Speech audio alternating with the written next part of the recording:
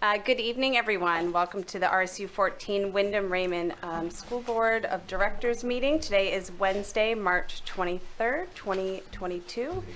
It is 6:30 p.m. and we are in the Raymond modular. May I have a roll call, please?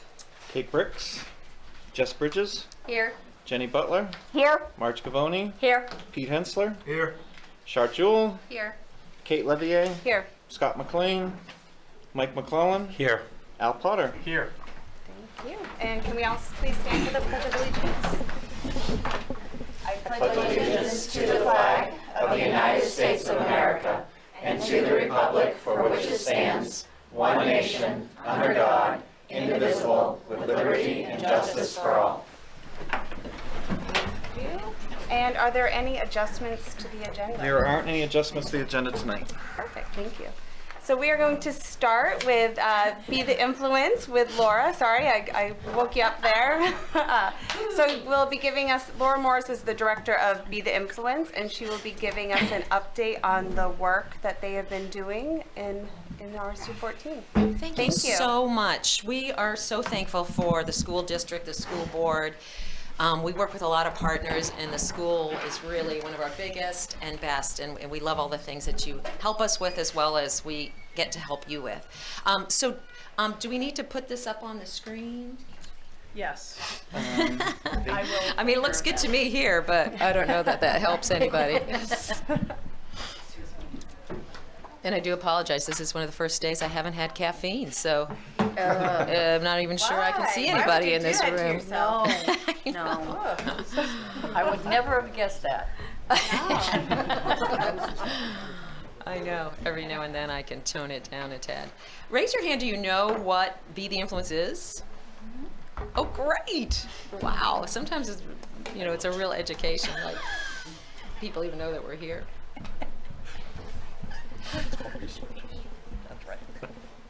This is called dramatic pause. Pause, pause. Here we go. Here it goes. Oh, thank you so much. Thank you. All right, so basically we just wanted to briefly let you know what it is in case you don't, that there really is a strategic plan. We are part of a grant that used to be SAMHSA, now it's CDC, and we are part of this Coalitions of America. I know Christine went with me last year to the national conference, and believe it or not, Wyndham Raymond, Maine is really well known at CADCA on the big screen in front of thousands of people, and I can't stress enough how many people are emulating some of the things that they're seeing here. So bravo to everybody here. Basically, we work with everybody in the community. All those are all of our sectors, and so we try to get in every nook and cranny. And our mission is really to have this community collaboration just to help youth stay off drugs and ensure that we have a healthy community, which is really difficult right now. It takes a village, and we think the village is you. Important that we bring to mind right now where we're at with some of the things that are going on with youth. It is distressing. 54% of students are using substances overall. Yesterday I worked at Wyndham Middle School with 6 7th graders who are already using marijuana and vaping and think that there's absolutely nothing wrong with it and think it's funny and all sorts of fun things. So it's very prevalent. 26 drinking alcohol is still the #1 substance of choice. 24% is increasing.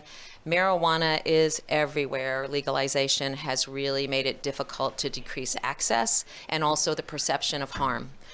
So people really believe, whether they're adults or youth, because it's become social norm, that marijuana is a very innocent drug, but it is a drug, and it really does negatively affect the underdeveloped brain, and it's hard. It's very hard. Kids are very confused.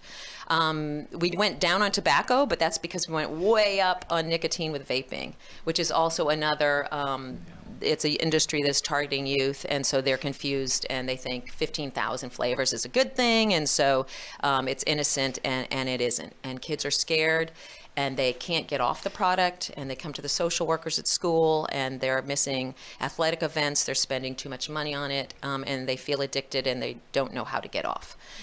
Very bad.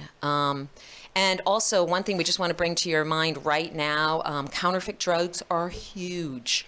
Fentanyl, most everything that's happening, kids can get them online, and they might think it's regular Xanax, which is bad, but a lot of high school kids will mix alcohol with Xanax. Now it's not Xanax, it's fentanyl. Almost all heroin is fentanyl. Everything is fentanyl, huge percentages, and accessible very easily online. So we're really stressing to youth, do not use anything unless it's prescribed. Do not order anything online because you don't know what you're getting at all. So just want to make you aware that's a huge problem right now. And this is the way that we do it. We do a lot of training. We provide information. We try to change policies. We try to decrease barriers and change access, change consequences, change physical design. And so there really are a lot of things going on. Youth is huge for us. So we have a youth group every single school. And these are a lot of the things that we're doing. I think I'm going to just show you in pictures because it's a whole lot easier to do that. So here's some of our youth groups per school. We do lots of educational programs. What is it like to see substance misuse in a family? How does it affect you? We did a yellow tulip project that the tulips will be coming up this spring. It's bringing a focus to suicide prevention, and all of the middle schools and the high school partook in that. We have high school groups as well. We launched a huge arts and prevention series. That's the alternative high school, where we've really seen some differences in kids who were behavioral problems, had no interest, and they have a place to cope and show some emotions. This is where we changed physical design. This was a huge mural we did years ago, but again, we try to put things in the community that people feel like they're part of. This puzzle project is connecting hope with all the COVID beating these children down. And so this really is a resiliency project, and we're going to be launching this May 12th at the high school. You will see 100 of these puzzle pieces up on a wall that all kids across Raymond and Wyndham have taken part in. This is one of the places, the Jordan's small middle school retreat, but it's everywhere. We've gone to as many places as we can. Tried to do a dance program after school. It was online, so we don't have a lot of attendance, but we're going to work on that again. Tons of peer-to-peer theater, because we really feel like that is reaching children as well. This was on respect and bullying behavior that they bring down to lower grades that we're working on.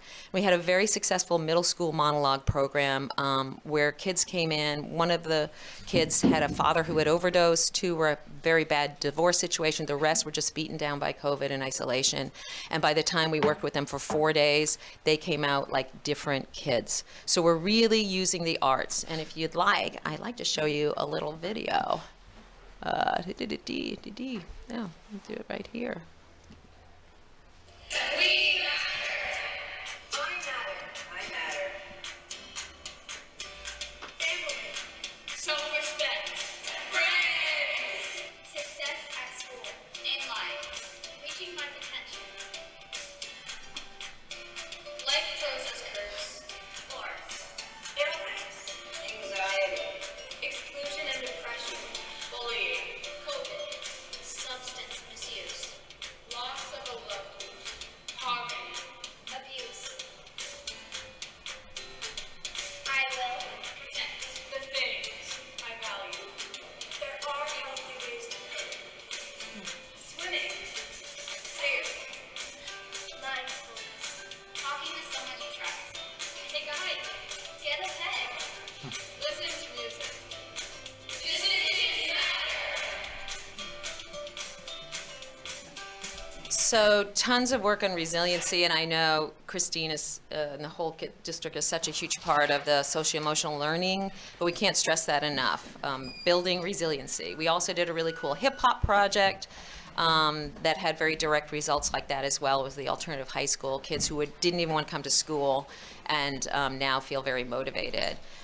So many a project. We did a youth summit. We just couldn't do it this year because of COVID, but we really work with other districts. We're doing tobacco education early in the schools now.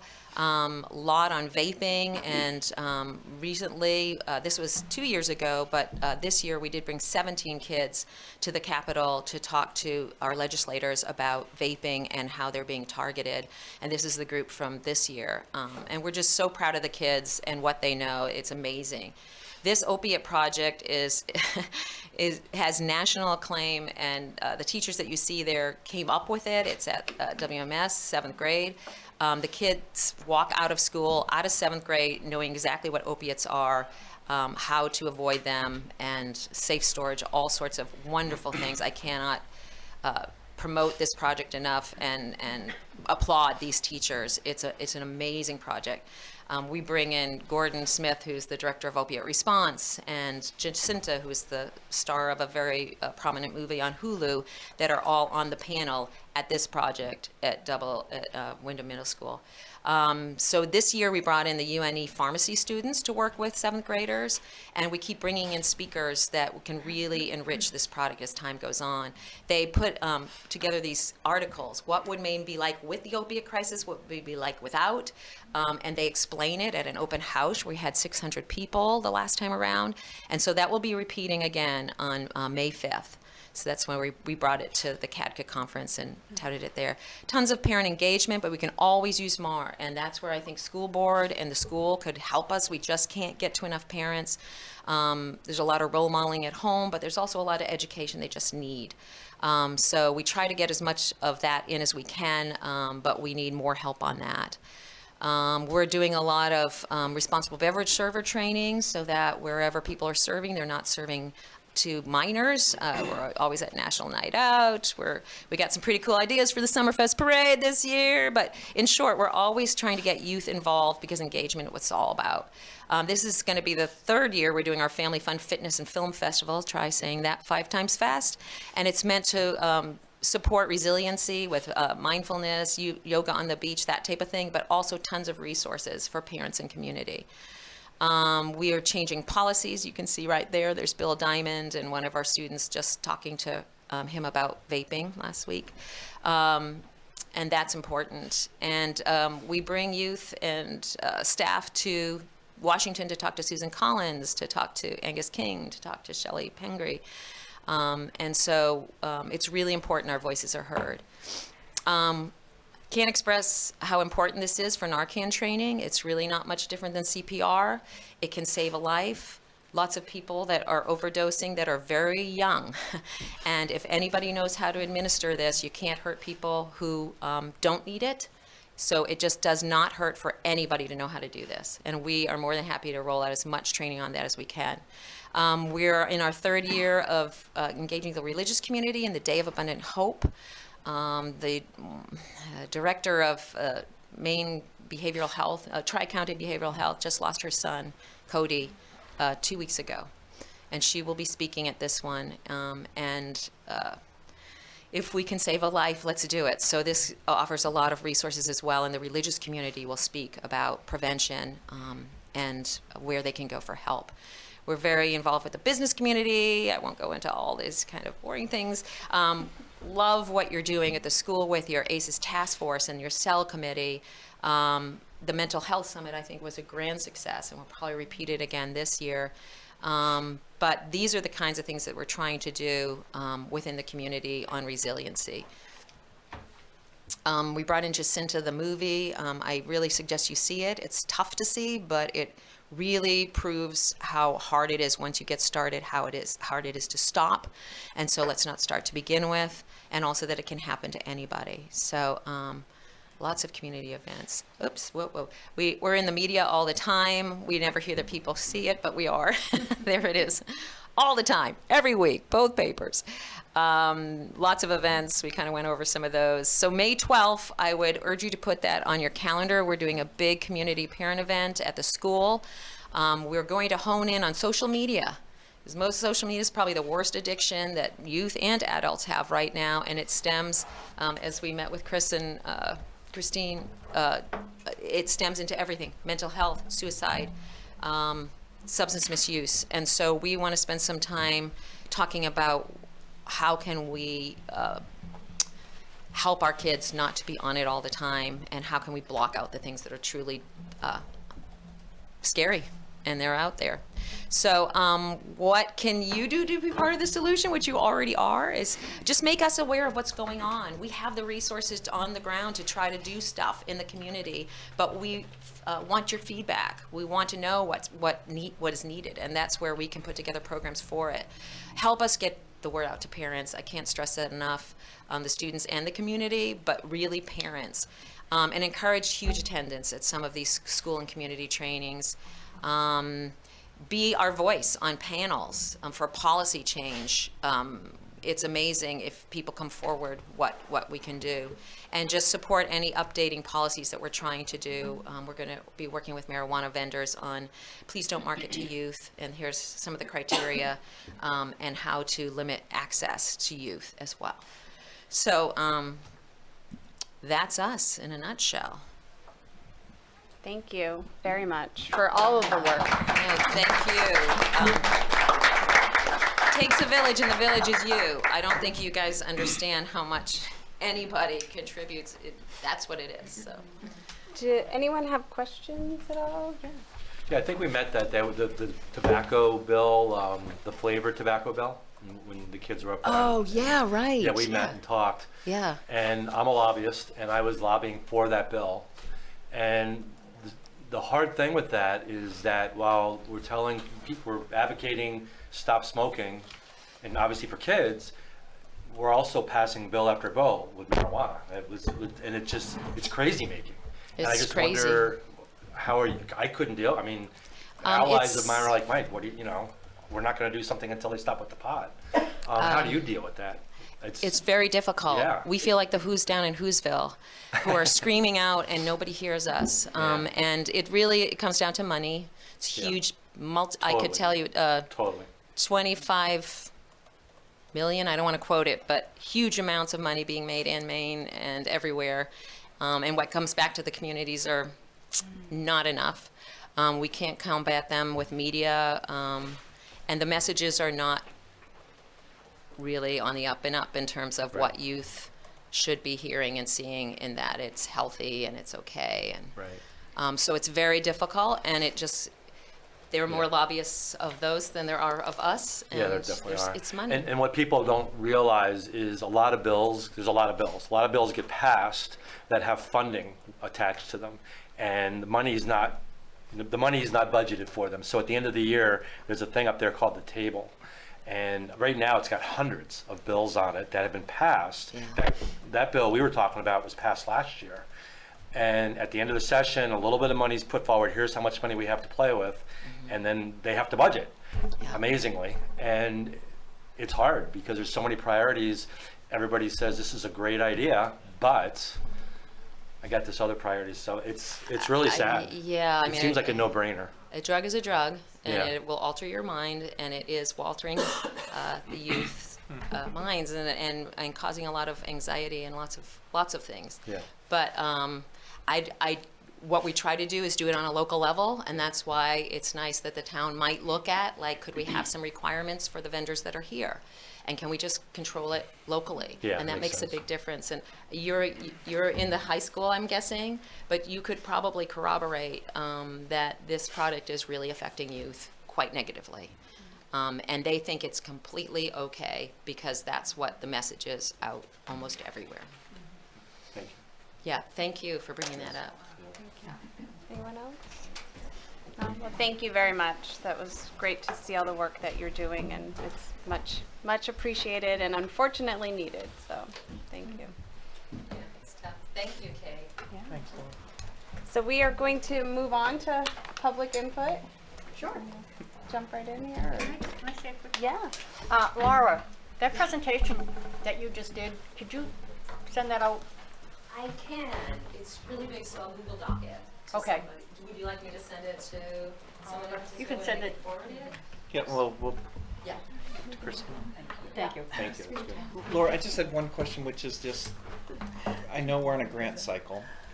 Where are we in our current grant cycle for? Yeah, that's a good question. So we're going into year 7. It's a 10-year grant. We did get it again, so we got our last 5 years. And come 5 years, what we're trying to do is make it sustainable. That's why, like, it's great that you guys are doing what you're doing in the schools, so that will continue on, and what's happening in the community or policy changes, that can continue on. But for 5 years from now, basically, that grant will be gone. And it really does subsidize a lot of things. And I know, like, the MLFF money can be helpful for some things, but it's $125,000 a year, so you'd have to kind of replace that. But this is a great district. I mean, you guys are doing so much that I think it's just that sustainability by the time we leave, just to know that those things are going to stay in place. Thank you. So yeah, thanks, Chris. Hello. I have to say, sitting at the back of the room, I had a whole different vision of y'all than sitting here. I'm just Smiling. checking everybody out. Next on the agenda is public input, which is an opportunity for the public to comment on items not on the agenda. And just to clarify, the public comment on the cost centers on number 10 are specific to those 4 cost centers. So anything above and beyond that, feel free to speak to in this section of public input. So you just come forward and state your name and where you live. We welcome you. Just watch that carpet. Good evening. I'm Dr. Robin Frost. I'm a Wyndham resident. I just really appreciated that talk. I lost a niece from an overdose about a year ago. So that's really important. The other takeaway I take from that is the outreach to have parents involved. And that brings me to my next point, that I was a little bit taken back by some of the unprofessional behavior of a couple of the school board members in regard to parents in general. And I stayed, went to the budget thing, and I asked a budget question I thought that was very appropriately placed where it needed to be. The reason I was asking that question was because I was interested in seeing if there was an additional state money available for teachers and staff who worked through COVID. And I wanted to figure out where that money came from, so maybe there were some other resources for the teachers and the staff that had worked through this. That was my only goal. But Kate Bricks snapped at me, was rude to me, and I honestly think that it brings me back to full circle here to the woman who just presented really gravitates toward parental involvement. And I think Mike brought up a really good point in that maybe the board members need to sit down and talk amongst themselves about how to behave in a professional manner, and to understand that you can be here and state that you're working for the students and the teachers, but you all also have to involve the parents, and you have to accept the parents, and you can't just slam gavels and speak rudely to them. We have interest in our children. We have interest in parenting our children. And if you can't accept that, then that's too bad. I'm not going anywhere because I care about my child. I care about their children. So I think that we have to figure out a way to unify together and stop this unbelievable nonsense. And I would like to make some progress, but I can't have that when I'm being screamed at. And it's just not okay. It's not all right. And so I think, Mike, you made a very good suggestion. I think that the board members maybe sit down and really have a discussion about the fact is that parents have to be involved. And you can't just dismiss us, because we are here. And that's a really important point. And the one thing that she kept saying over and over again is how important parental involvement is. That is very important. And I hope that the people here that are snapping at the parents and having a issue or a problem with that will think about that. Unless you all have decided that you're going to take over custody of all our children and make all those decisions, and that's not going to happen. Thank you. Thank you. Who's up? Hi, I'm Kristen Day. On March 2nd and March 9th, a teacher repeatedly said it's getting old, referring to us parents commenting here at School Board. We parents didn't choose this fight or create an antagonistic environment. The board and Chris decided not to interact with us in person. Other local boards and supers talked to their communities through the challenges of the pandemic. Gatekeeping the information kept everyone confused, divided, and frustrated. And Marge, you had mentioned emails, the redundancy. It was a result of the board's policy to only communicate through email one person at a time, and I wanted to mention that. Stopping interaction with us, the public, gavel banging to the millisecond, paying to have the police present. It's almost like this district wanted to discredit some community members rather than answer their questions. And I really feel like the sooner we get back to civil discourse, the better off our district's going to be. So for me, what's getting old is being minimized for using critical thinking, maternal instinct, my voice. It's getting old being censored for questioning what the powers that be tell us is the truth or what's best for our kids. We adults, everyone here was raised to be curious. What happened? When did we stop believing in checks and balances? When did we stop following the scientific method? That governments can do things in a society that aren't always best for its people. It's happened throughout human history, in every single era for thousands of years. People can make mistakes and be questioned to make sure that there's quality. So now for questioning how this new social emotional push in learning translates into our kids' classrooms, just asking the why and the how of it, we're being dismissed as self-interested minority and not as the best advocates for our children, even by people who know that we are good, true people. I have an idea. I thought of this. Let's pretend the movement going on in our country and in our public schools is a religious one rather than a progressive one. Let's just pretend. What might the reaction be for some who recently spoke against us if their kid came home and that teacher was sharing their personal religious experience and beliefs as the best way to live, the only way to go? Posters of Christ healing the ill, dying on the cross on the walls, Christmas and Easter blessings in the classrooms, morning prayer, parables. Do unto others, words of inspiration, talks of propriety, modesty, abstinence, and that abortion is wrong. What if a teacher spoke against LGBTQ+ in the classroom in the context of their religion? Might these parents be asking to talk to that teacher about separation of church and state, rightfully, ensuring that that teacher was checking their political views at the door? Then if the teacher refused? Thank you very much. Anyone else?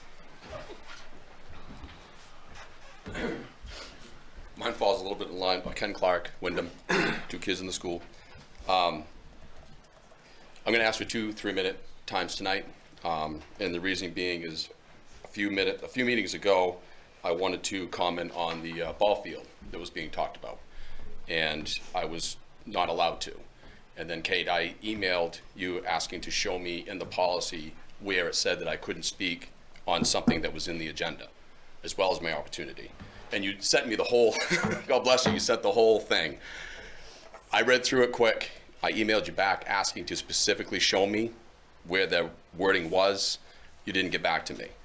I then emailed you right here my question. I said, fine, I'll address the question through an email, and you never got back to me.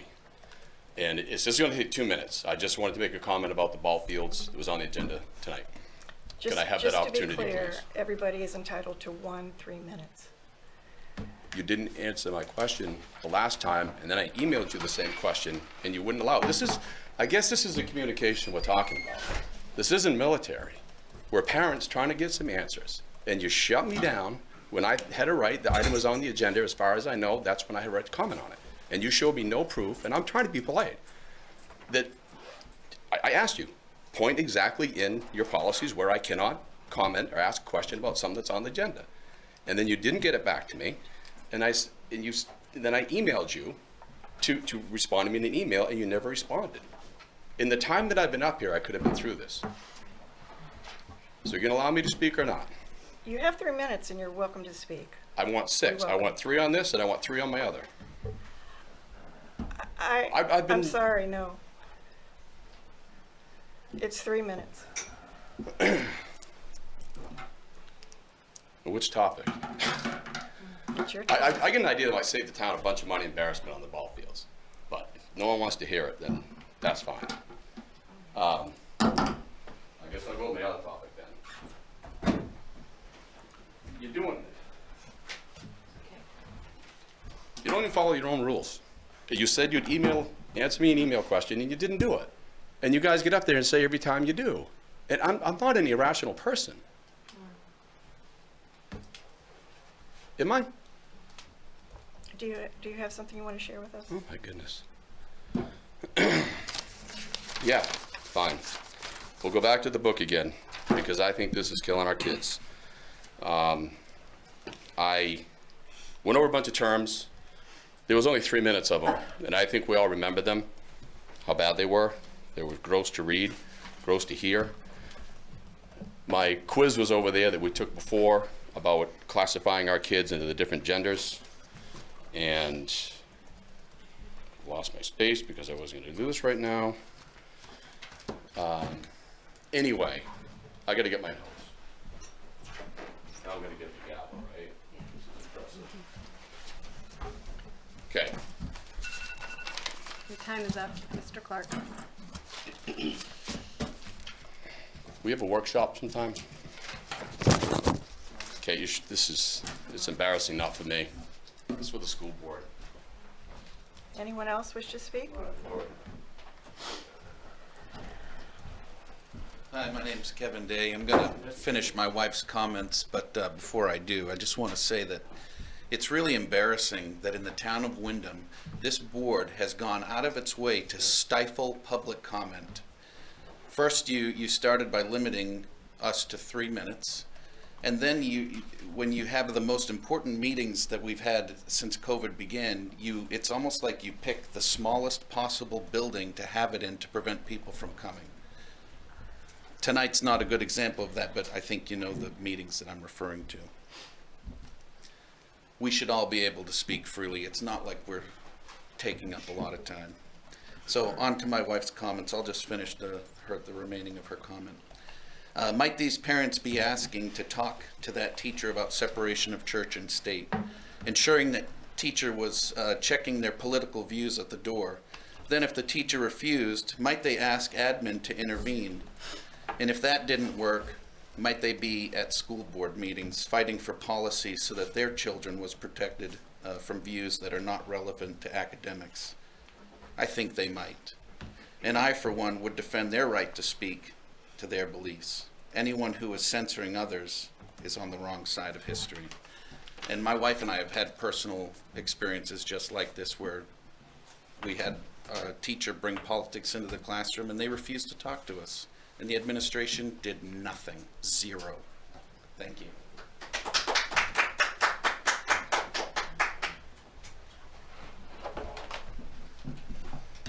Hi everybody, I'm Stephen Napolitano from Wyndham. I'm going to challenge the board to hear some questions or hearing these comments tonight, to use your time on your roundtable, because we do hear from a handful of the same people all the time. It'd be great to hear from others that don't speak very often, even if you're in opposition. So I'm going to ask a bunch of questions. I'm looking for an update on the Code of Ethics Committee. It's been months, and Kate, you're in control of making this happen. I'd like to hear an update on that.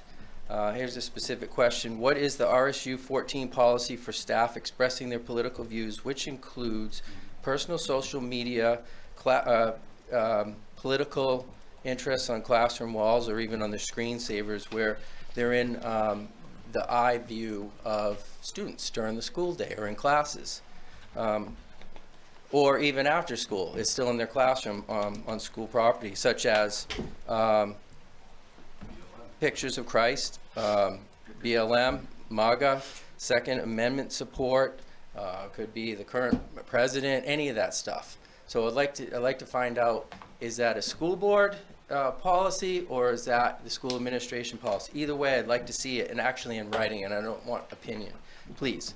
What date will the civil rights team be on the agenda? Because we heard conversation, but it's not clear, so it'd be great to hear when that's going to happen.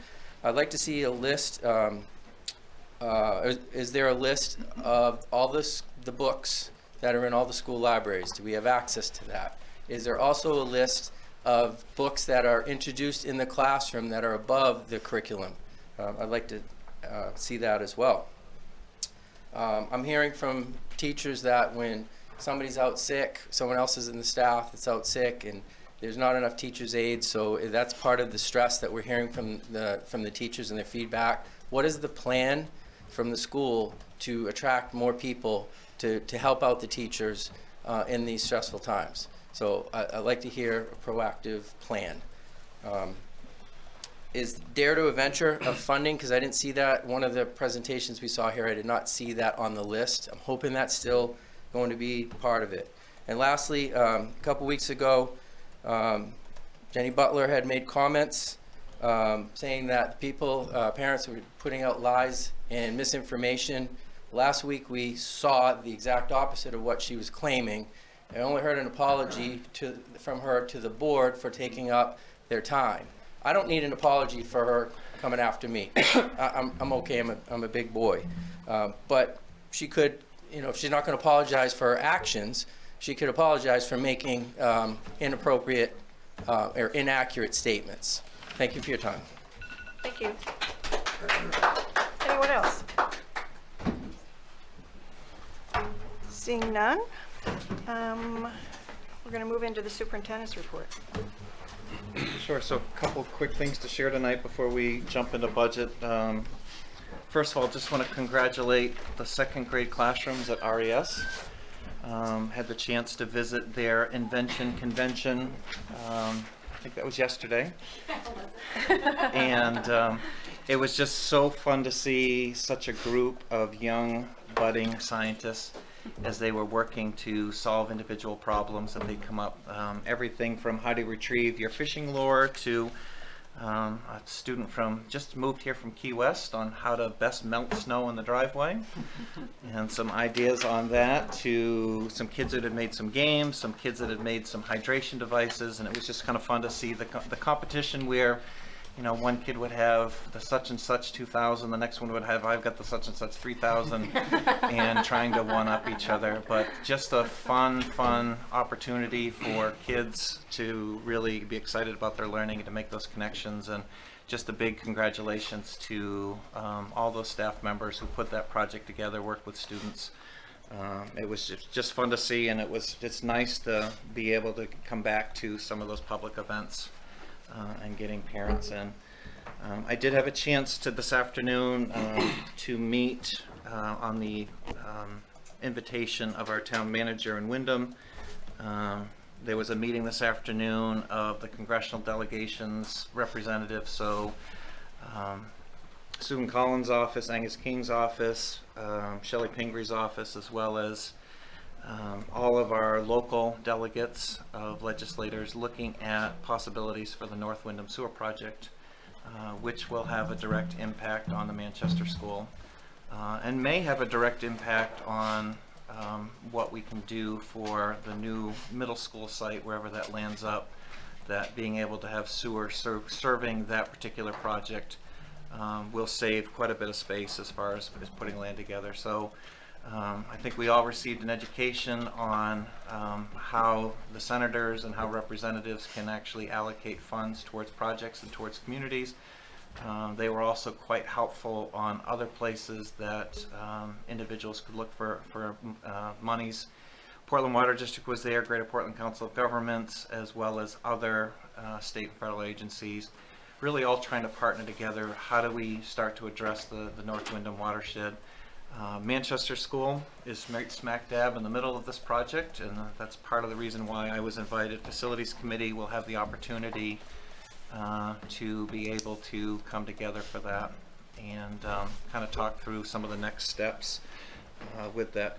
It was interesting in preparation because in preparation for that meeting and just looking at projects, I was looking for a map of North Wyndham when the water tower was in North Wyndham, because I vaguely remember as a kid, but I don't remember where the location was, and so I was able to find, and now I own this postcard from eBay, but this is the digital copy, which I can now share because I'm the official owner now of this digital print.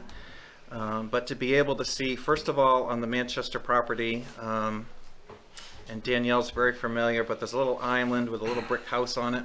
That's where the water tower stood, because we're kind of wondering at this point, does the foundation still in there?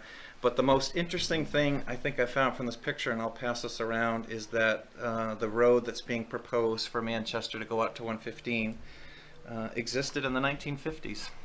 And that may be why we have that weird access point that goes over to 115. And this is far before any of the shrubs and things grew up in that area. But some work continuing forward on the sewer project and that Manchester piece, and facilities will have a chance to do that. I know there's a question tonight about Civil Rights Team, April 13th. There'll be a presentation to the board on Civil Rights Team, some of the work that's done, as well as how civil rights teams were created in the 90s by the state of Maine and some of the process and what they do. So that will be an opportunity for the board to hear and ask some questions about what's happening and how that's impacting. And tonight will be the last night for cost centers, and we'll do a little wrap up at the end of that, but then after that will be the chance for board deliberation. Board members, just I want you to kind of think through as you're processing this last bit for cost centers, if there's information that you would like to have for deliberation next week. Just be kind of either jotting down a list or something else to make sure that we get all the information the board needs as we work through that process. It's my goal to have the board have the budget wrapped up by April 13th. We have our public meeting scheduled for May 18th in the Wyndham High School auditorium. There's some statutory deadlines that we need to meet in order to be able to then hit, and I think the election is later this year. Second Tuesday is what, June 14th. It's a later election, which will create some challenges for us because typically we're not sending out employment letters and other things until after the budget passes, and I think June 15th is our last day of school, so we're going to be having the communities vote and then ending up with school. So lots going on with that, and at this point I'm going to stop and just turn it over to the board for board roundtable. Who would like to go? Anyone have anything to share? I do. Good. And Beth, correct me if I'm wrong, but the Raymond PTO, their book fair will be starting on, I just had to look it up on my phone, on March 25th and going until April 3rd at the Bibliophile Bookstore in Raymond. Thank you. It's right on 302 in the plaza there where the Beacon is as well. So please come out and get some books for your kiddos and support the Raymond PTO. Perfect. Thank you. Mm-hmm. Yeah, I missed last week, so I apologize for that. I had something come up and got called upstate for something. And I had hoped to apologize last week for words I had said the week before, and none of you folks were here. It was late in the meeting, and I think I had a pretty good idea, but I probably didn't plan it very well. So Ms. Riley, is Ms. Riley? Yeah. Yeah, Ms. Riley, who's the school nutrition director, the program director, was speaking. She was last and was pretty late at night. And my idea, it seemed like a good opportunity to highlight the idea I had, the thought I had. But unfortunately, I didn't plan it very well. And instead of bringing this topic up on my own time, I brought it up on her time. And even though I said to her a couple times, this is not about your program, it's not about you, I'm just using you as an example, I offended her.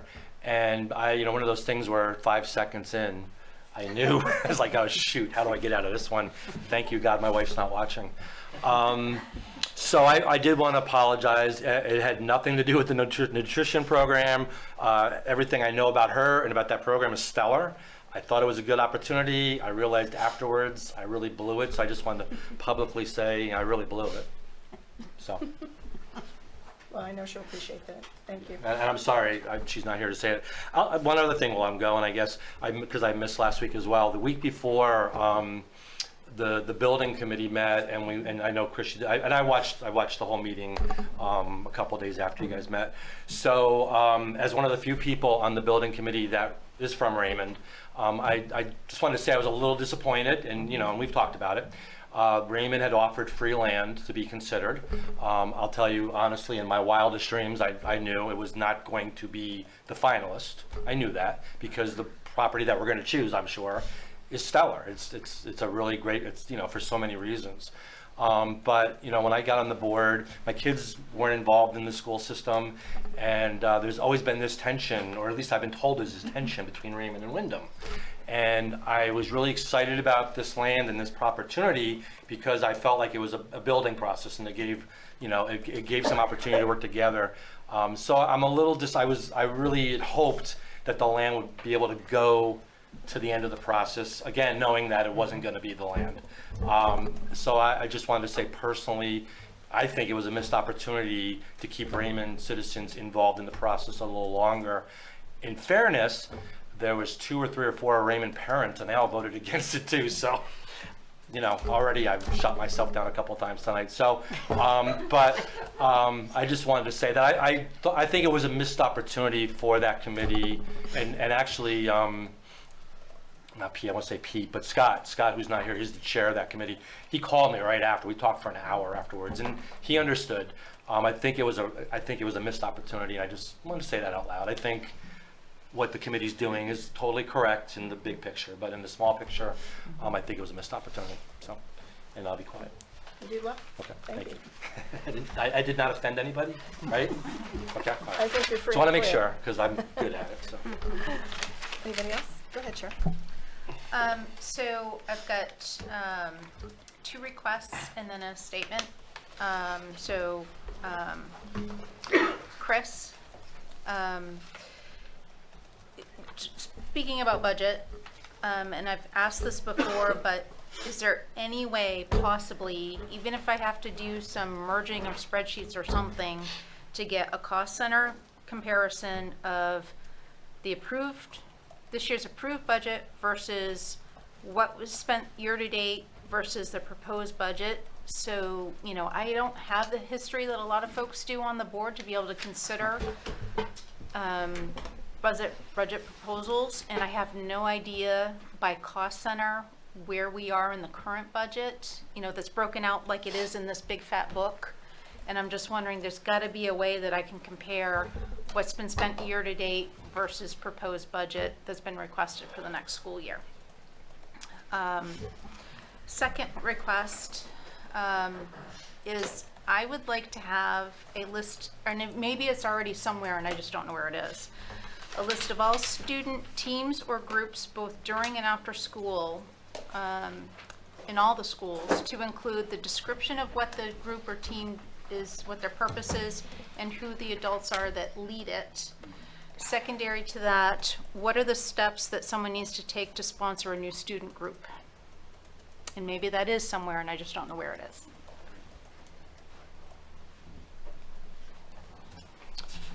And then for my statement. So I've been thinking a lot about, all this conversation about, who does the board serve, who does the board support, and I really think that it's about all of the key stakeholders and the future of our community. And when it relates to our schools and our children in our community, it's administration, it's staff, it's teachers, it's students, and it's their parents. And any vision that doesn't include all of those stakeholders, in my mind, is not correct. If we don't all work together, then the system breaks and will fail our students in our community moving forward. I have, prior to now, talked about doing workshop meetings with parents and things like that, but I really think it goes deeper, that the need is more specific. And I'm thinking that we should develop team meetings with a representative for each stakeholder at each grade level. And I think it'll go a long way to combating assumptions that are being made all around for every level of stakeholder. I think assumptions are being made.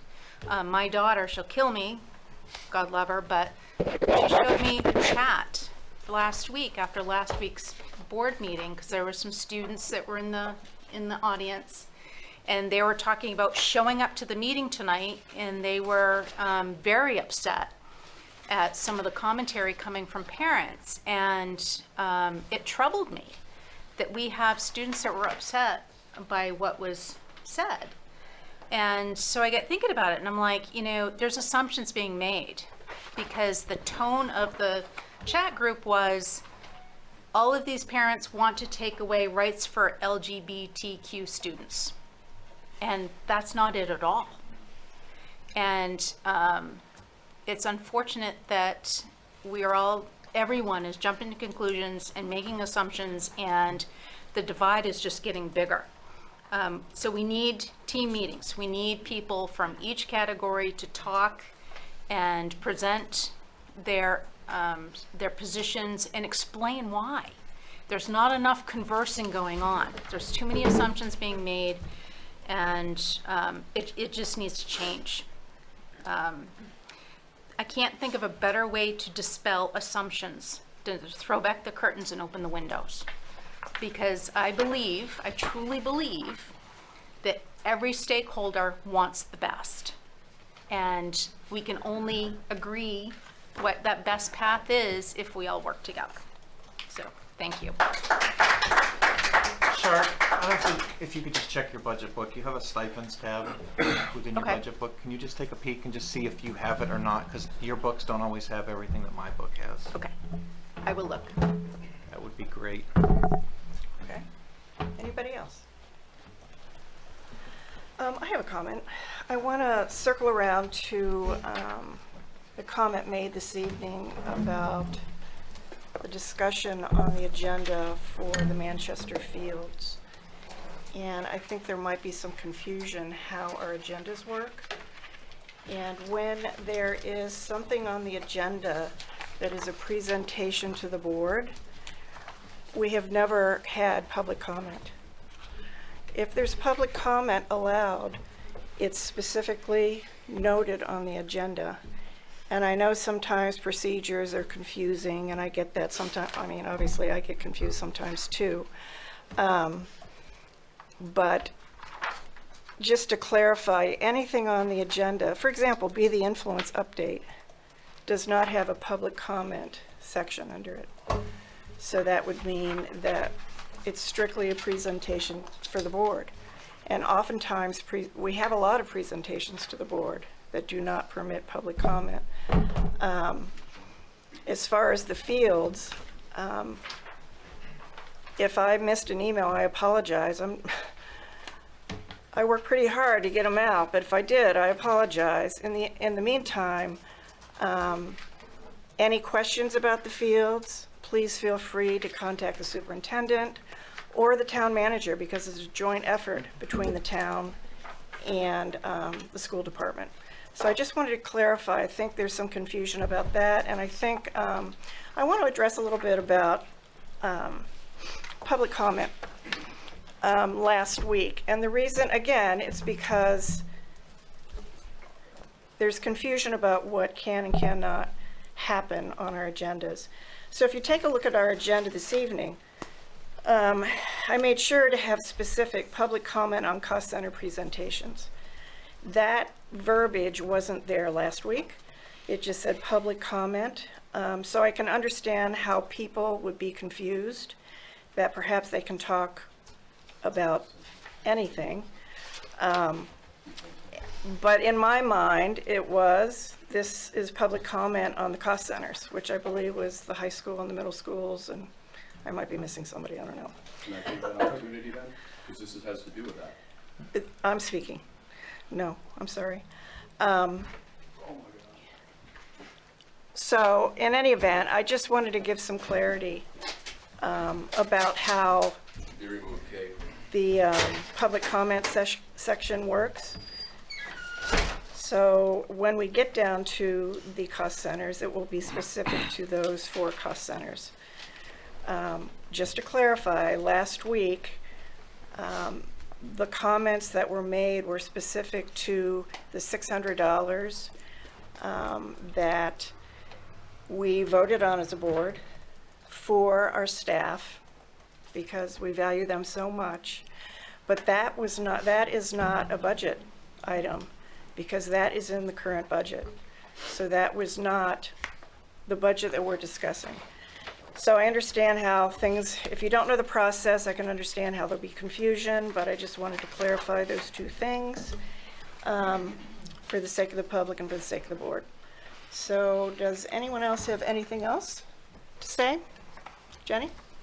I was asked to say a big thank you to the PTA, I think it was, that organized and the students helped organize a fundraiser of baskets at the primary school with proceeds going to technology and literacy at the primary school.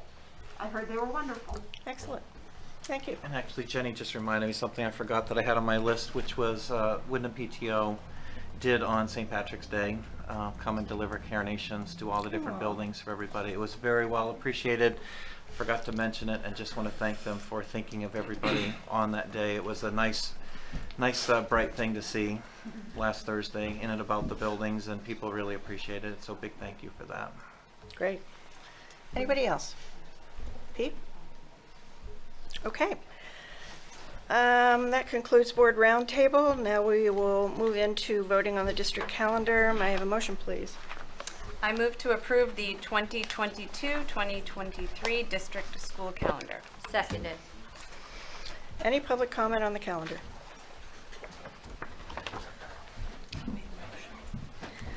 Okay, any board discussion? Oh, I did. You can't see because of the computer. who did second? Me. Thank you. Okay. I'll raise my hand higher next time. It is hard to over the see. computer. Yeah, it is hard to We see. act like our kids. I don't see any, yeah, go ahead. I just want to, this is the same calendar we saw last week, right? I know I do, but I don't have last week. I just wanted to make sure nothing changed. That's all. Thank you. Okay. Any other board discussion on the calendar? Seeing none, all those in favor? Thank you. Why opposed? Wait, I can't see you. I can't see you. Hold your hand up this side, Pete. Thank you. Thank you for being alert and vocal. Okay, on to item 10, A-Team Cost Center presentation to the school board. I'd like to welcome Kyle Rhodes from the primary school. Okay, thanks. Guess some people don't want to hear me tonight. It's okay. We want to hear everything you have to say. I know you do. I want everything. Bring it on. So I'm gonna get to the budget piece, but I do want to give you a couple quick updates. One is that some things that you do as you get older get easier. Origami is not one of them. Tonight we had our second Family Academy of the year. Our first one was coding, and tonight was origami, and I took part in that virtually before the meeting tonight. And the 6, 7, and 8-year-olds that participated in that are way better at me, and I kept looking at the screen and my daughter to figure out what the heck is going on. Do you have the paper cuts to prove it, though, right? I survived with very little paper cuts, but I'm not sure the bunny is truly a bunny that I made, nor the tulips. But I gave them to my wife. She told her to put them on her desk in her office for tomorrow. It's a good skill to have. But it does lead into one of our school goals, which is welcoming back our community to our school. We certainly know the last 2 years have been unique and have put up challenges, barriers, and actually it kind of feels at times like walls to our building, right? And so we've started to, in small ways, kind of try to get back to what we had established before. Family Academy is one of those opportunities for families to engage with our staff. And so next month we've got a math 2 sessions working simultaneously. If your children are in kindergarten and first grade, we've got you in one room, and right next door is second and third graders learning about how the math program works. Most of our events involve the entire family. So looking forward. We had 2 virtuals, and we're going in person next month. So that's just one example. So I wanted to mention. I got a couple others, but I'm saving those for the end. The other piece around goals is really looking at instructional strategies. We have sound curricular programs, and expanding the use of those instructional strategies, instructional approaches across content. Because if it's a good strategy for writing, it's probably something that you can replicate and use when you're doing math and science and social studies. And so one of our focus this year is expanding on the use of those instructional strategies. So for example, we've actually had some themes throughout the first few months of school. One being, how do you provide learners effective feedback? Because if you can provide effective feedback when they're in the gym, you can probably do that same strategy in a writing class, and it's going to be effective there too. Another piece, as we move into the fact we had remote, then we had hybrid and remote, and now we're back to 5 days of instruction. We're looking at how we're grouping our learners. And one of the real challenges has been the fact that with the CDC restrictions, it's limited on how much we can really share our learners across our school and group them in ways that we know is going to target their needs. And so we've kind of felt like we've had to kind of resurrect and refamiliarize ourselves some this year with those instructional, those groups and how you instruct them in different ways. So those are our main focus for this year, along with the district initiatives. And I think the last piece that's important to note is the focus, and we've reminded ourselves throughout the year. Yes, the academics are important. However, the relationships, the getting along with each other, and how learners feel about being at school is the primary purpose of what we're trying to do. And so we've really, even though always emphasize the importance of relationships between learners, between the adults that work with the learners, and the adults themselves, it's taken on even more of a precedence in our school this year, just because of the world we're living in. So, be glad to take questions on that, but I do want to get into the actual budget part of this. There is no significant increases this year to the Wyndham Primary School budget in comparison to this current fiscal year and looking into next fiscal year. One piece to keep in mind, we do currently have 43 classrooms. There's one classroom that's being funded through the funds in regards to federal funds. So that classroom will go away, and we will go back to 42 classrooms next year. We can get into the enrollment if we need to, if we have questions. Chris, I know, has information on it. I do as well. However, we're going to be fine with that. We're a large enough school that we always have a little fluctuation from year to year on the overall number of K-3 learners we have in our building. So, a fluctuation of 20 to 30 is something we can usually do without an increase in actually classrooms. So, a couple pieces I just want to end with. Some exciting news that's going on at primary school that do fit in with our school goals. Through some of the federal funds, we've been able to run some after-school clubs. We started sharing that with families. I want to say it was early February that we were going to run after the February break some clubs, and we had prior to that asked staff what clubs would they be interested in running, what's an interest they have and they would like to share. So some of our clubs are guitar club, yoga, math and literacy club. We've got game club. So they're run by our staff. They're after school once a week for an hour, and we opened up the sign up for it. And the woman, Deb Greenall, who's one of our ed techs, is running this program. I said, we got a problem. Okay, what's the problem? The problem is we've got sessions that are completely full. So within less than 2 days of it being open, they were completely full, and we had another problem on our hands. Like, well, what are we going to do now about this? So what we've decided to do is after the April break, we're going to run another 6-week sessions of clubs, which wasn't planned, but we think we have there was so much interest, and you know, it's tough to say no. At the same time, though, it was something new, so you want to be careful how much you try to take on at once when you're doing something new. The other piece which the board is familiar with, or something else that the board is familiar with, is our Odyssey of the Mind. We've been fortunate as a school, even through the pandemic, we were able to continue with Odyssey of the Mind and those teams. We certainly have had less participation this year than we've had in some recent past years. However, we also have participation now of like middle schoolers and some of the learners from Manchester as well participating in Odyssey of the Mind as well. There's actually some of the Manchester learners are participating as well as our own in just this Saturday, and a middle school team as well. So I wanted to let you know about that. So 4 of our teams from Wyndham Primary School are going to compete for the first time in 3 years at the state tournament.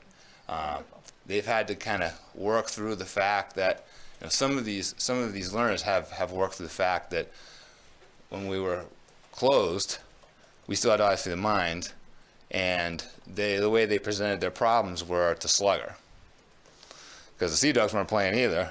But Slugger was looking for things to do, so that's what he got to do. He got to watch our presentations from our learners then. And then last year, it was all virtual, so they got to present their problems virtually. So it's exciting for them to be actually able to participate in a competition. It's going to be in person. It's going to feel familiar. So we've had up to, I believe, 7 teams at one state competition this year, 4. And then, regional competition. There was no regional this year. This year, we all going right to states. And then next week, I'm pretty excited about this. Primary school is hosting the primary Odyssey of the Mind, which isn't really a competition because of the age, but it is like get yourself ready to what it will feel like if you compete at the state level. And so we have 2 of our teams competing at that. So it's nice that Bill is supporting the fact that we're going to host that. So that's just some of the ways that, you know, our learners are getting involved, you know, outside of the classroom as well with the clubs and Odyssey of the Mind. So feel free. Noble High School. I think our first team competes at 9 at Noble on Saturday. Terrific. I'll open up to questions. Good stuff. And thank you for some time to just kind of share. Excellent. We'd like to hear the news.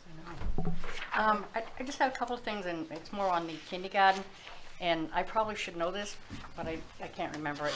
The kids that are, the Wyndham students that are up to pre-K, are they staying up at RES through there, or do they come back to kindergarten? Is that yes for the first piece? Once they're done, once Beth does a wonderful job with them in the pre-K program, yeah, they return back to their sending districts. Okay, or so towns, I should say. All right, so now it says here kindergarten, and that's presently, right, has 225 students in them, right? I can't tell. Well, it says it on both sides, so I'm assuming It's a placeholder. It's a placeholder. So we have the assumption there will be 225 students next year, counting who hasn't signed up. Right. Yeah, so I'll talk a bit about that, Marge. So the current number at kindergarten is 216. Right now, our current kindergarten is 216. So I look sort of at the trend in regards to how many. So it's fair to say it could be as high as 225. That would be on the high side. Yeah. Well, I'm only asking this because I get a little nervous because if it goes above this, that's a lot of children in a kindergarten class. If you get it another is. group. Yeah, it is. That would be in the 14 years I've been at primary, the highest we've gotten is 225. So that's definitely.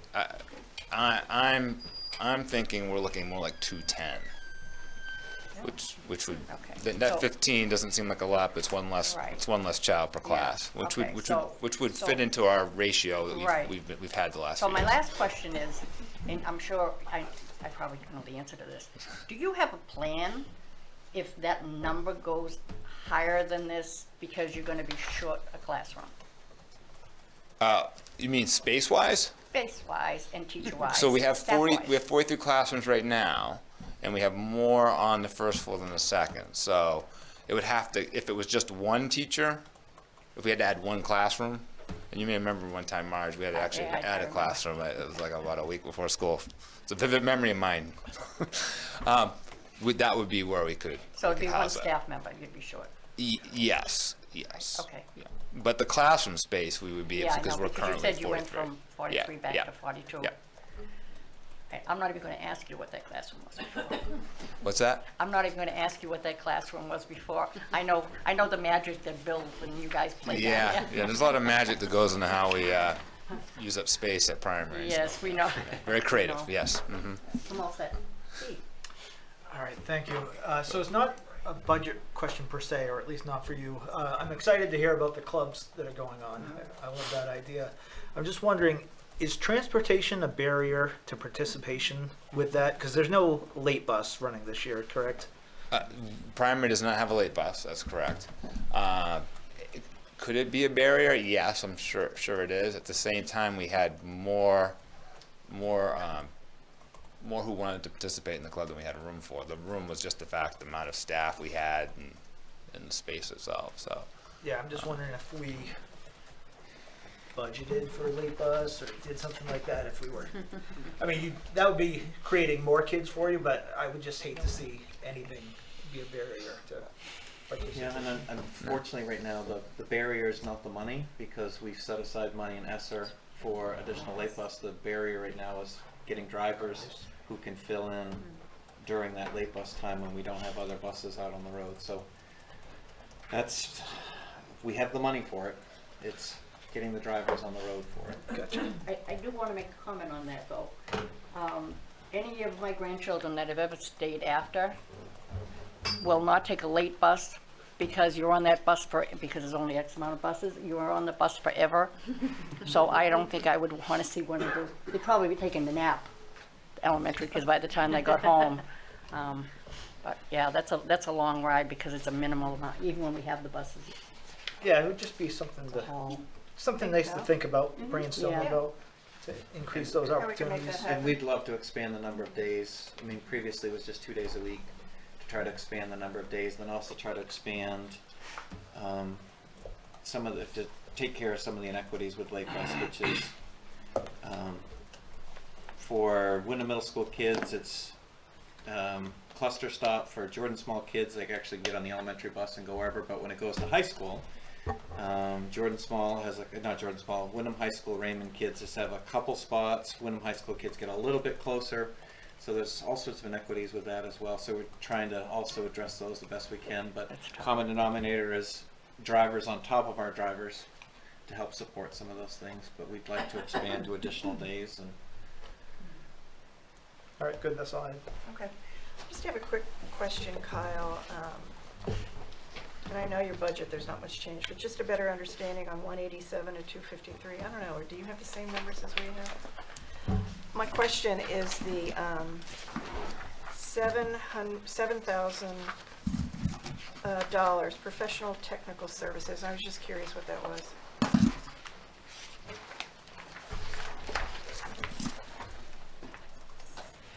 On page 187. Yeah.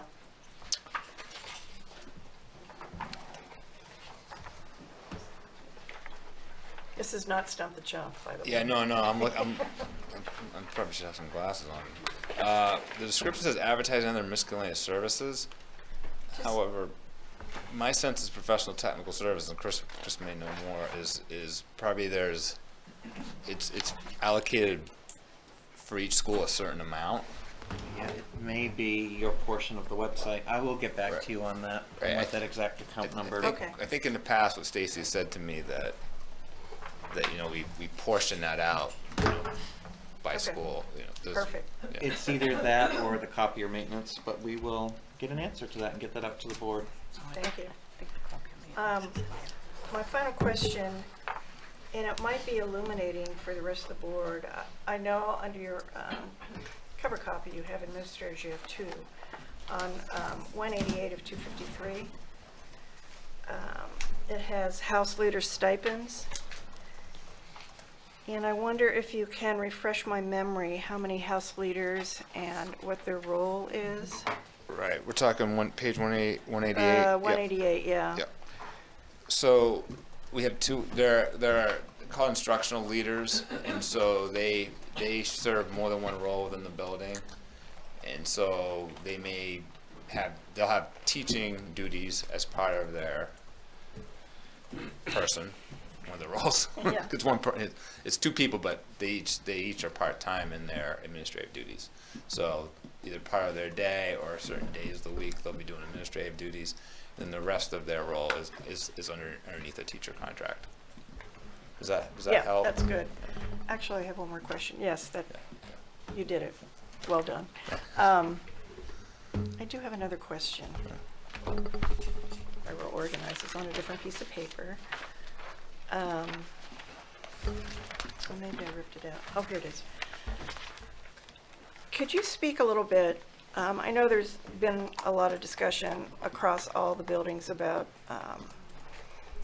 social emotional and the needs of our students, and how maybe the needs have been heightened since of COVID. And you have one guidance counselor and a half of a social worker for 800 students.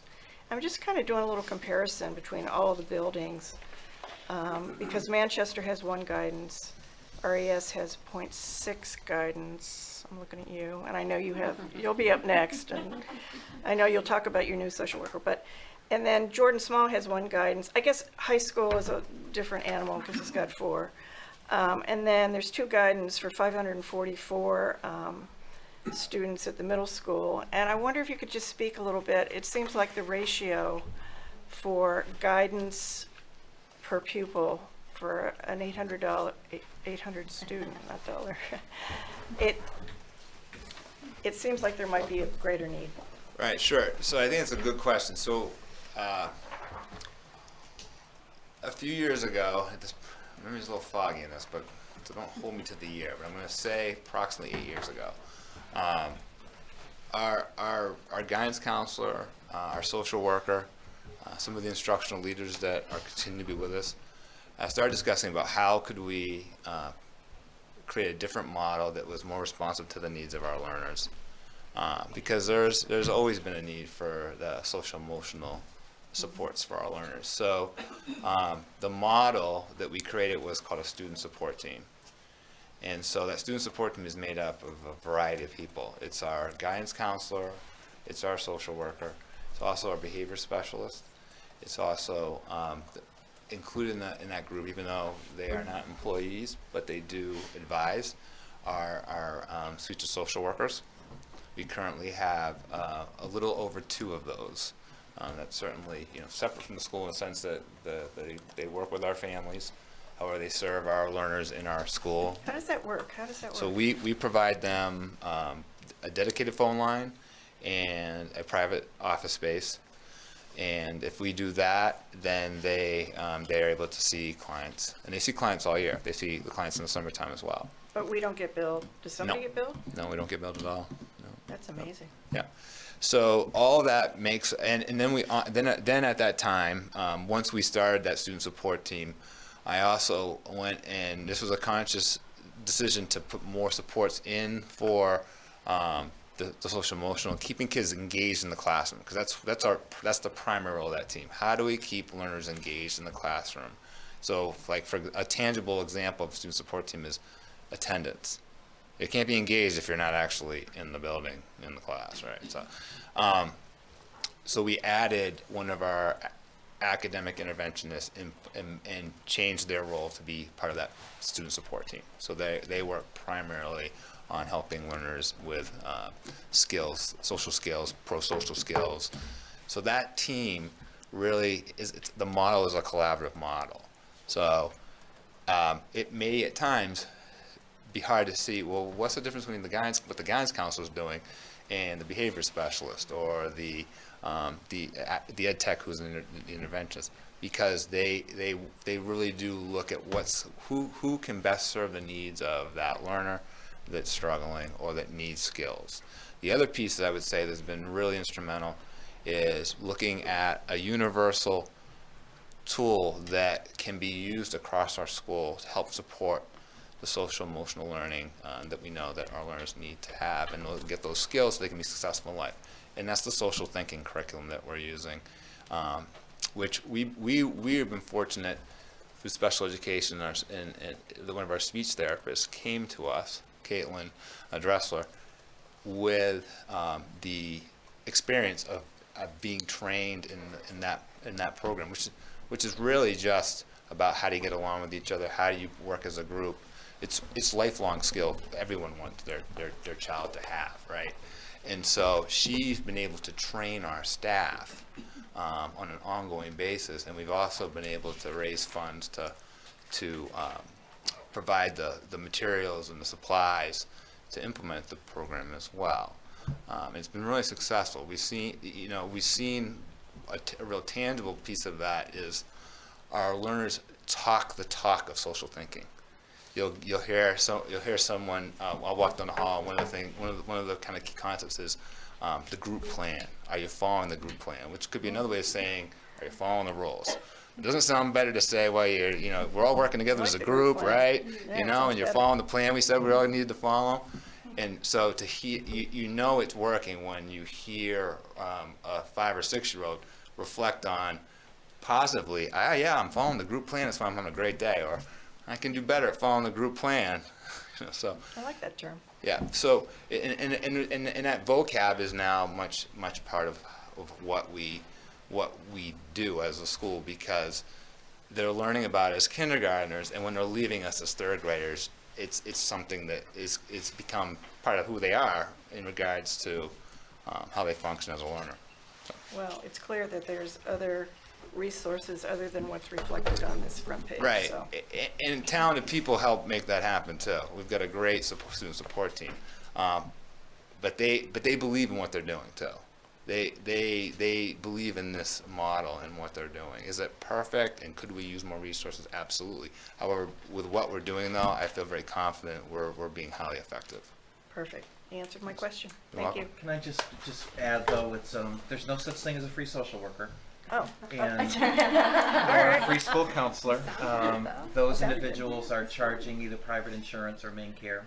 Oh, okay. And so they're working directly with the family for billing on that. What doesn't cost the RSU, we're providing as a service, and with the difficulty of families even getting into counseling services, it is nice to be able to have it on site, and it's great to have kids. However, there is a cost associated to families with insurance.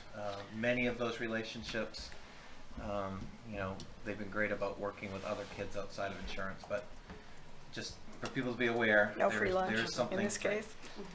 Okay. I don't know where I was going with that. Just a final question. Then are you, since these are kind of outside resources, who selects the students? Is there a selection process within that group that you discussed? Who gets served? How do you decide who gets served? So with what Chris was explaining in better detail than I was, we can make a referral. It all goes through the family. The family does. We make the connection, and then it's up to the family to decide if they want to pursue it, which has worked well for us for many years, because it's we're leading them to the door and saying, do you want to enter? Then it's all family driven, so they don't. Is there a waiting list? At times. I don't know for sure if we have a wait list right now. Mm-hmm. We've also been fortunate that because we've had a long-standing relationship with Sweetser, and there are other organizations that are similar, and we've had other organizations that we've been associated with in the past. It just happens to be right now it's only Sweetser. They have at times been able to provide us an intern as well. And the intern has a little more flexibility on who they can see, because they're working as an intern under the guise of a licensed social worker. And so that's where, if there's some hardship with the family, but they want that resource, it's a way for access that resource. So That's good to know. Yeah. Thank you very much. Yeah, you're welcome. Appreciate your time. Anybody else? Two quick ones. One, I think that is an awesome benefit to have at the primary school, where you've got counselors available that we don't have to pay for directly.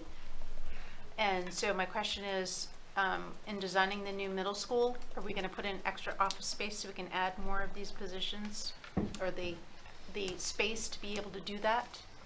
So there'll be space allocations definitely for that. Any of those spaces that go beyond will be paid for locally, just for people to do. I think most of our buildings now have some relationship with Sweetser, or the other name of the company is, I'm blanking on. Health Affiliates. Health Affiliates. Middle. Woodford's is another one that is, Sperlink's another one. They just keep coming. But yes, to make sure that we have available private space. It was definitely one of my years at Wyndham High School. We had 2 individuals, and it was difficult. And now, even with some of the substance counseling, just finding a dedicated space that's private where kids get in. But definitely, it's part of the thinking of that process. Good. And then I had and it's not really a budget question, it sort of is, but with the pre-K program at RES, the kids that are currently Wyndham residents that are going to the pre-K program, do they have the option of staying at RES if the families want them to? Yeah. Go ahead.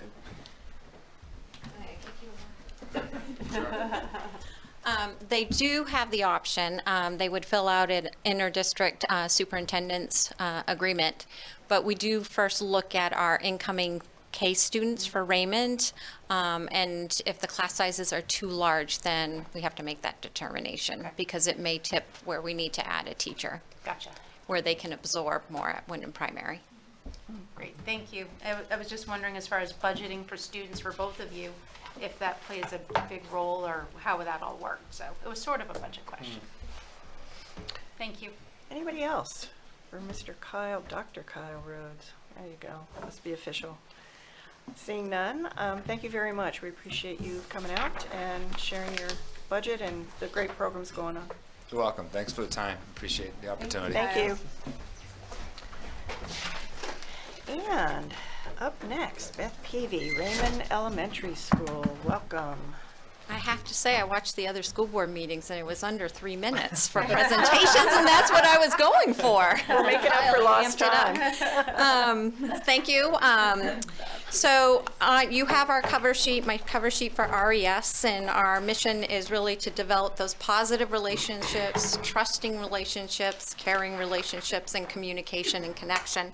And I know that's really come across is that communication, including our parents. I think in the past 2 years, it's been difficult because our doors have been, just students and staff in the building. So it's very nice that we had our invention convention with second graders and to see parents in the building and seeing what their child is doing and having those conversations. So we will be building on that this year and next year as well. We do value learning, celebrate academic and personal successes, because everything about our students is not just about academics. It's the little things that they strive for and have goals for that we want to celebrate. Active partners in the learning process, and that should include our staff, our community members, parents, and our students. They should be goal setting as well. We need to consider the learning styles and strengths of each of our students and our classroom makeups and our grade levels, because every group that comes in is different. And so we have to adjust for their different instruction needs. And we provide clear academic, behavior, social expectations. And I will say this year, we've really had to keep revisiting all of those areas, because the spread in those areas is greater now. So we are revisiting that. We did that last Friday. We had a balance of academic and social emotional in our PD at RES, and I can speak to that a little bit. And we want to promote collaboration, risk-taking, and perseverance within ourselves as staff. We need to keep, working a little harder, take those risks, and do things for our students, as well as modeling that for our students and teaching our students how to persevere. And it's a little bit more challenging these days to do that when technology gives immediate feedback all the time, quickly. And so, you know, in a game, they can quit their game and move on. In class, you have to persevere through a math problem that might be challenging. And how do you do that? And we have to teach those skills explicitly. It just doesn't come natural. Our outcomes goals this year was really around Ready Math Program, fully implementing it this year. We are accessing Casey Dubé, our coach. She comes and meets with my interventionist and is providing training. She's meeting with teachers. She's often, you know, accessible to come into the classroom and observe or even model a lesson. She's been amazing to have her as a coach and move our staff forward. And she does it in such a professional manner that teachers are not, I think they value her guidance. And she's not too far removed from the classroom, so she knows exactly how to articulate what they need. Professional development, as Kyle had spoke about in his building, we use the We Thinkers program. It's a social emotional program. And we started last year, so I provided some training and provided the materials. And then I stole Caitlin last week for our PD, and she did the next steps. Resources that they could make that afternoon, be ready to implement on Monday, which they did, and how to embed the language, the instruction throughout the day, and not just setting a time in the day. It should be part of your instruction all day with your students when you're educating them. So, for example, I walked into a class the other day. They were, you know, chatty, and so I just said, what does it look like for whole body language if your teacher's going to read to you? And they can tell me. And I said, so what should it sound like? What should it feel like in your classroom? And so we're using all that, the same language within the classroom. The next step will be providing PD for our ed techs, because they really work closely with our students. So if we have those common language, common expectations, then anyone interacting with students, it's positive and it refocuses students and develops their skill set. So K for Me is another implementation that we did this year. So we have pre-K program with the Pre-K for Me program, pre-K classes, and we have a Pre-K for Me instruction, academics. And it's through the state of Maine. It comes from the Boston curriculum. They adapted it, and it's hands-on. It involves the arts. It involves rich vocabulary, mathematics, literacy, everything. And I invite you to come and visit our classrooms, because you would be amazed at what these 4-year-olds are producing in the classroom and how independent they are. It's difficult to tell that they're 4-year-olds versus our 5 or 6-year-olds. At times are pretty independent. So kindergarten this year implemented K for Me. So it's a center-based program, same thing, but at the K level, which is exciting as well because it's more integrated. They're learning to collaborate. They're having conversations. The teacher is popping into the centers and having discussions, but the students are interacting and having those rich conversations, which is wonderful. Building, it's thematic as well. So for the budget, let me go over. I moved all my papers.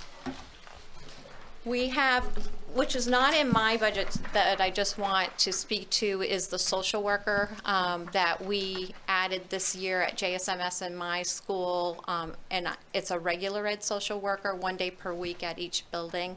And that was through ESSER funds. For this year, it will be, Lisa Garneau had spoke about that addition that it'll be in her budget, but it is so vital. And I had mentioned before at a different meeting that social worker already in my building, it has a full caseload. Actually, she has 1 or 2 students more than she should be taking at this time, and she does have a wait list. I also have a Sweetser social worker that's 1 day per week, and I think she's pretty full as well. Guidance, school counselor, 3 days. and she's very busy. And then I've tapped in to Lynn at JSMS to help with the fourth graders, because that's what we used to do, is the school counselor would do more of the K-3, and then Lynn at JSMS would support fourth grade. So I have a lot of part-time people in the building supporting students. So that wouldn't necessarily change my budget. I just want to add on the page that has the class numbers, there's just a correction that needs to be made for the 12-9-20 year. It says kindergarten 2 teachers. We had 3 teachers, so that brought about 15 kids, students in there. For next year, I currently have a long-term grade 4 position for this year that was paid through ESSER funds. So that will not impact the budget. We're not going to add that position to next year because I can decrease in another grade level. So it won't impact the budget. The other area is increasing art from 0.7 to 0.8. And what that does is we share our AEs, our specialists. My person commutes from Wyndham Primary. This year, I think it was 1 class, and then, commutes to RES. It's not efficient, a lot of wasted time, and so she's going to be at my building 4 days per week. And you will find on page, and I think at every meeting you had asked about this cost center, the team leader stipends and the large amount somewhere else, and mine says negative 46% decrease. No, that's not occurring. Actually, what happened is it was a district-wide certification stipend that was allocated to RES, and it really should have been split up between the schools in their budget. So that's why it looks like a decrease. But I am increasing in that line, adding 1 additional team leader who will represent special ed and our interventionists. Currently, we have 1 at every grade level except for pre-K. Pre-K doubles up with kindergarten. But what I found over the past few years is that special ed and interventionists are not always able to meet with grade level PLCs because that's when they're servicing students. And so this is where they can find their common time that works for them and be up to date and be a part of the process at school for making decisions as well. Perfect. All right. Any questions? Anybody? Go ahead, Cheryl. I was going to say yours. There was a decrease in staff for ed tech on your cover page, and secretary stays the same, but there's large increases in salaries. Like 51% increase for ed tech, but the staff, the FTE goes down, and 109% increase for secretary, but the What page are you on? FTE doesn't change. Page 195 for secretarial, and 198 for ed tech.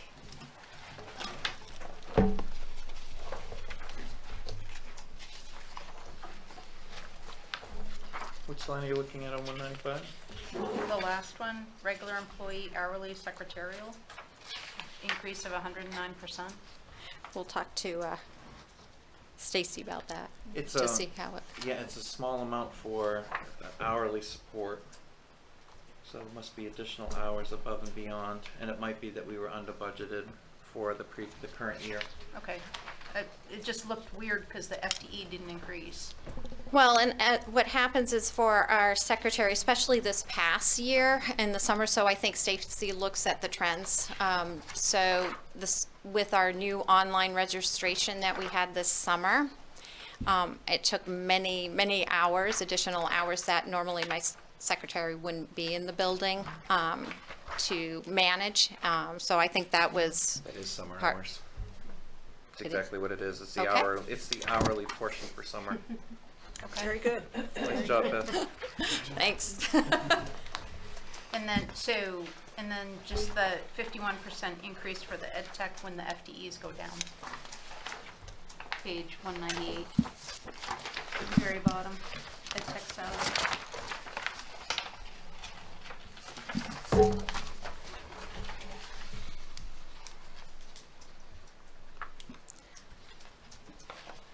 I don't know, I can ask Stacy how the numbers run and get back, have Chris get back to you, or I can get Yeah, back I to you. mean, that looks like a full-time person with benefits. What's difficult with your budget is that often you have singletons, and a person changing positions can impact, but we'll take a look at that. Because in essence, that looks like somebody who, it can be even the difference of somebody who wasn't taking benefits previously and who's now taking benefits. Gotcha. Okay. We'll Well, check and on that. also we did add an ed tech with interventionists. Would that fall under there this year? That most likely would be in Christine's budget, so Okay. we'll follow up and Okay. and determine who that is. Anything else, Sharon? Nope. Okay. Not really a budget question, other than I did question the negative 46%. Yeah. Was I do encourage you guys all to go to the preschool. I went with Christine and Heather Martin, and let's just say I had to pay private preschool for my kids, and this was on par with it. It was absolutely amazing to see the work that they do, and it really does affect those kids a lot, that pre-learning and socialization. So great job. Anybody else? What's the best day? Not a Wednesday. Anything but Wednesday. Right, because they're not there on Wednesday. They're there Monday, Tuesday, Thursday, Friday, so any day, just let me know. The teachers are wonderful with allowing people to come in and observe, so just let me know. And the students love sharing. I'm sure. Perfect. Somebody will grab your hand and have you sit down beside them. Definitely. Love that. I just want to add that for like after school activities, I have had to work with PTO and the town Raymond Rec Program to bring back some of the offerings that we have. So we had just finished yesterday Mad Science after school. We have karate back. In April or end of April, we'll be starting running club. They'll be using the trails. The town is in conversation with Bill Hansen on marking the trails for running. So it's really nice because we're collaborating together, working together, and PTO can get quite a bit of information out there. I will say we had a wait list for Mad Science, we had a wait list for karate, whereas in the past, sometimes we've had to cancel it because there wasn't enough participation. So hopefully we'll have another round.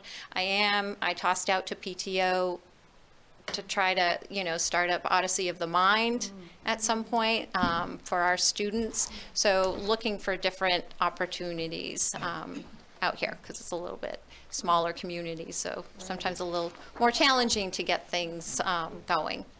But definitely there's a need. Oh, and today we started chorus for 3rd and 4th grade, and they were so very excited. And Mrs. Gordon was tickled pink to see most of the 3rd and 4th graders go down to the gym for chorus. So it's nice to be moving forward with activities that we used to do and bring a balance in our building. The report from my house was all 4th graders except 8 of them. I know. It was a long line. And she said it was amazing, they all followed directions. Wow. So I think they just needed something different. Thank you, Beth. You're welcome. Appreciate your time. Now, we have Manchester. Danielle Danini will present her budget.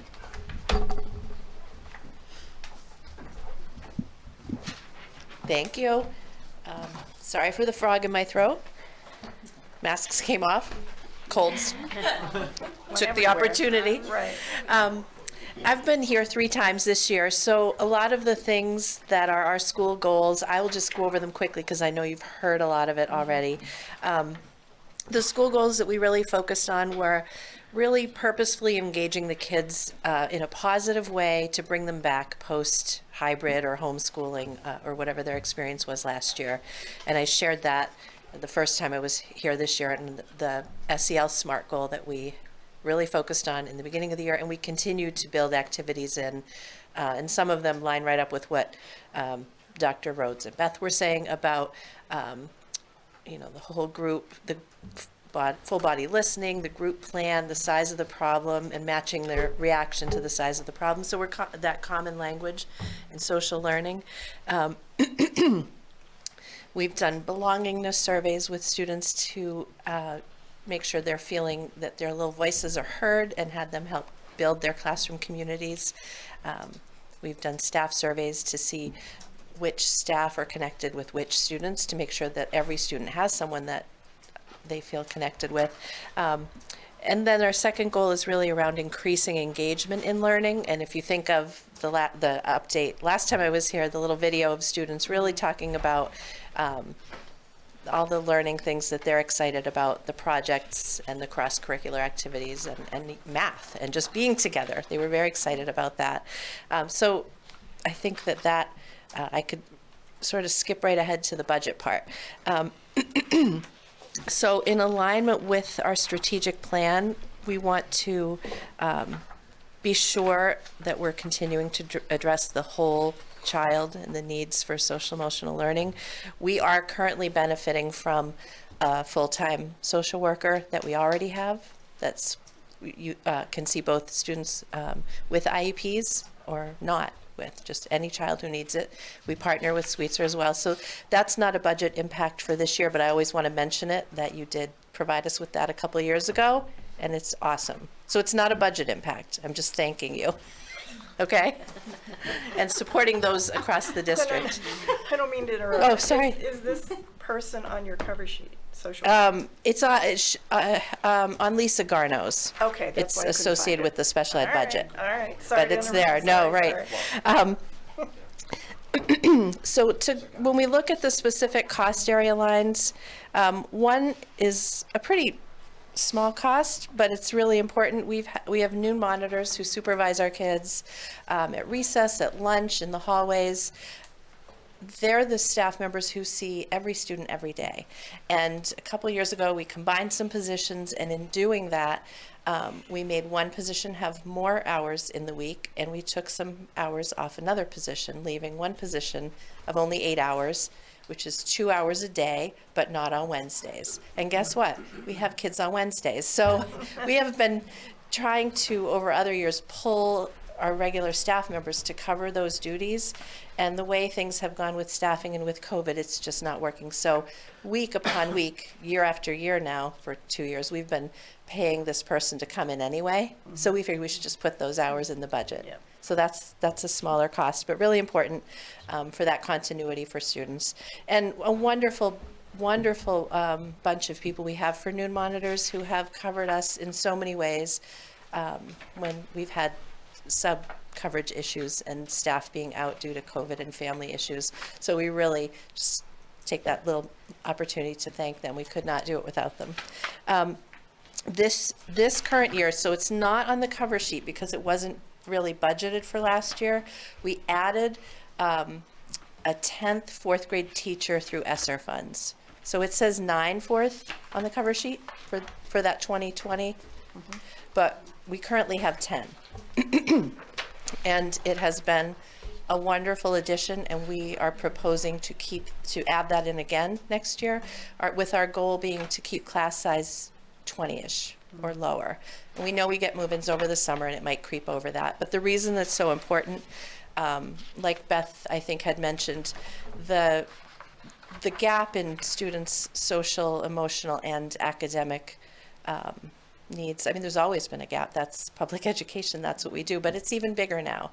So to keep class size as small as we reasonably can really gives the teachers more of an opportunity to build the relationships and to do small group differentiated instruction and enrichment for kids who are ready and reteaching for kids who need it. So class size is really important, and that we would like to keep for next year. And along the same line of supporting students, and along with the theme of what you've been talking about, we have an intervention position that is locally funded, not through special ed or Title I, and we've had it for many years. When you think back, if you were on the board a few years ago, we talked a lot about positive behaviors, interventions, and supports. And at that time, we added in a person, sort of like Kyle's behavior support team, to be able to support kids who need the social, the goal setting, the daily morning check-in, noon check-in, afternoon goal setting and check-in, but also use that person to do academic interventions for reading and math, along with our Title I support team. We have been not able for 2 years now to fill that position, and we need it. So we filled it successfully somewhat with a substitute who was awesome, but was an art teacher and got a job as a full-time art teacher elsewhere. And we've been trying to piece it together. And this year, we're not even able to piece it together, really. We've pulled some noon monitors in a couple extra hours a week, and they're great. But what I'm proposing is to bump that position up to a benefited level position, 35 hours a week, and really to post it as more of a professional level position on the support staff contract, but looking for someone who has education background and skills or experiences that would really have them come in and ready to support kids instead of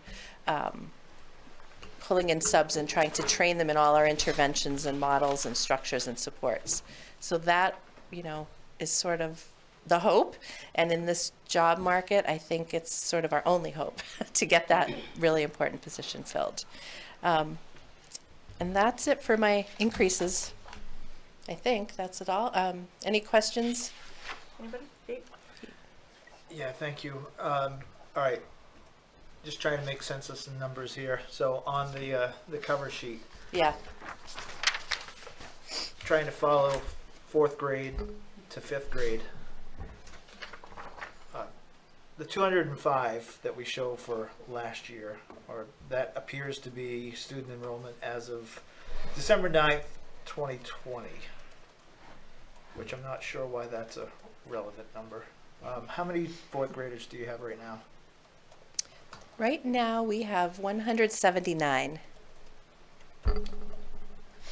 Do we have any idea why we were so off with that? I think that was that 2 years ago, because last year's data was homeschool and hybrid, or I'm not sure, Chris. Well, there's two pieces. Okay. One is that some of this is that we did have some difficulty last year because we had hybrid, we had homeschool, we had all the above. The other thing is that we did have students that didn't come back.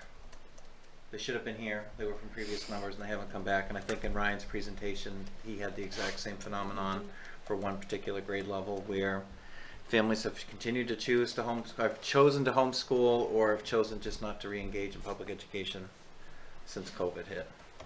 So I think we got a little bit of both going on. All right, so if you have 179 currently, then that would make sense, obviously, that we're going to 180 next year. And that, I checked today, and current 3rd grade was 196. All right. So that's a little up from the... All right, just wanted to connect the dots. I know. Me too. That's what I better check this. Right, you good? Yep. Sure. On page 208, and it could be the answer to the RES question, but secretarial is going up 41%. I think it's a different, well, I don't know what your answer is, but I think I know what mine is. It's specific to, it's that hourly portion. And I think also we had a change in personnel. Okay, So it just, a person with more years of experience took the job. That makes sense. And last year, halfway through the year, we didn't have a secretary in that position, and we were filling it with a sub. So, yeah. And I just, the other thing is that we did have a very, our summer school, and it will continue to be this summer, running greater number of weeks, and we have had secretaries and others in the building longer just because really last year and almost this year, there's going to be very little time that our buildings and our offices are going to be shut down in between school years. And that did result in extra cost. And And then page 212, and maybe I should know this, but temporary employee MPERS, what is that? That is the main retirement system, and it's Oh, the okay. amount we contribute to I it for think- each person. Yeah, I should know that, because I think I've asked that before, actually. Thank you. Sure. Anybody else? Wow. Okay. Good. Well done. Thank you so much. We appreciate your Thank you. time. You're the winner for tonight.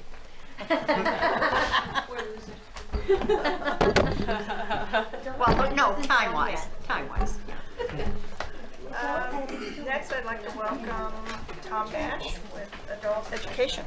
Good evening. I did want to mention I brought a case of water. It's sitting outside the door out there if anyone would like some water. I know it's a lot of coffee.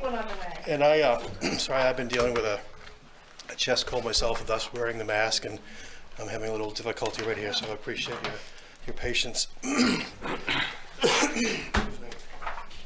And I also had with me tonight DJ Lavasser, who is our enrichment marketing coordinator, so he's going to have a few things to share with you in a little while, so thank you. And I do take this opportunity to, I know I believe we're live, is that correct? We're live. Thank you. So just to introduce myself and just talk a little bit about what Adult Ed does, and it kind of will then lend some understanding as to why we were asking for what we're asking for our budget.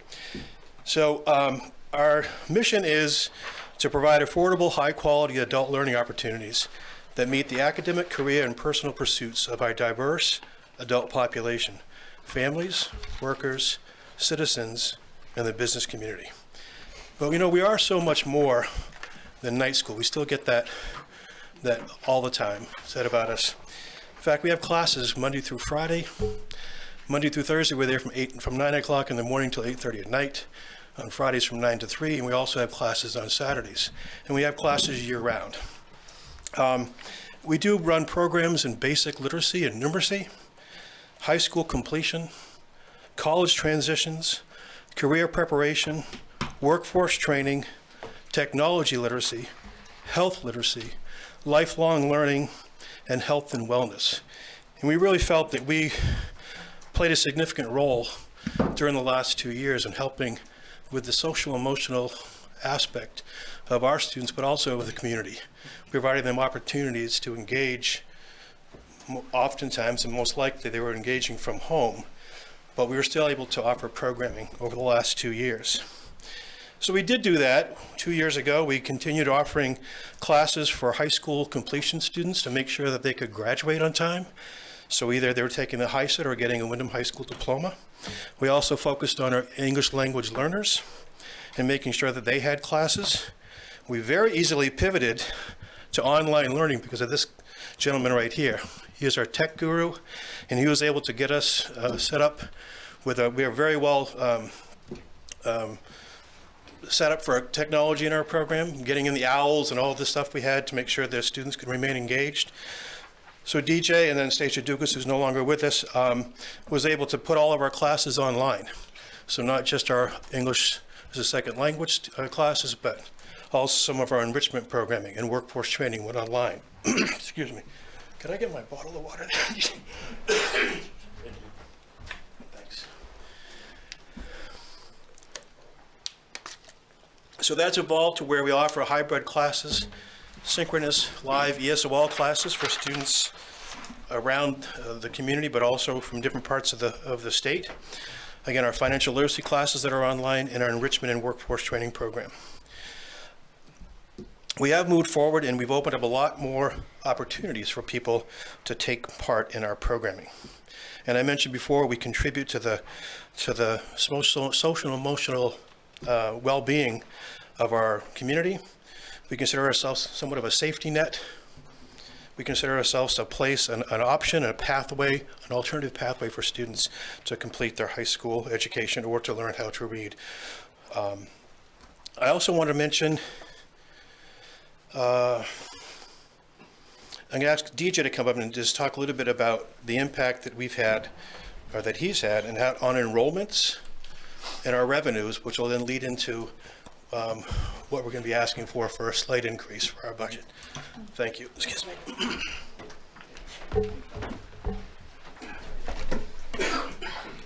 Well, thank you, Tom. As he said, DJ Lavasser. My role really has to do a lot with marketing and also working with a lot of the programming and working with Stacia, like I said, is no longer with us in our program, but working a lot with the workforce training and working with trying to promote other types of learning within our program. COVID was a big setback in our program. It definitely dropped our enrollments significantly. But fortunately, through a lot of diligence and moving forward and really working through trying to convert a lot of our programming to either virtual. I had to postpone some of it, which we can't always do, like that has to be in person, that you can't always do virtually. Like our cooking classes and such, which we were able to bring back this semester, which was wonderful. Our enrollments are back about 80% right now of what pre-COVID was. So we're getting there, but we're not quite there. But we are doing what we can. We are reaching out more with the community. We just did a training, I actually was the teacher for, an Excel class with Cumberland County Credit Union. And it was the head of all their different branches. And it was an excellent experience. And it was nice to actually reach out and to work with that bank. We also are doing a farm tech class for pharmacy tech. And it is all virtual.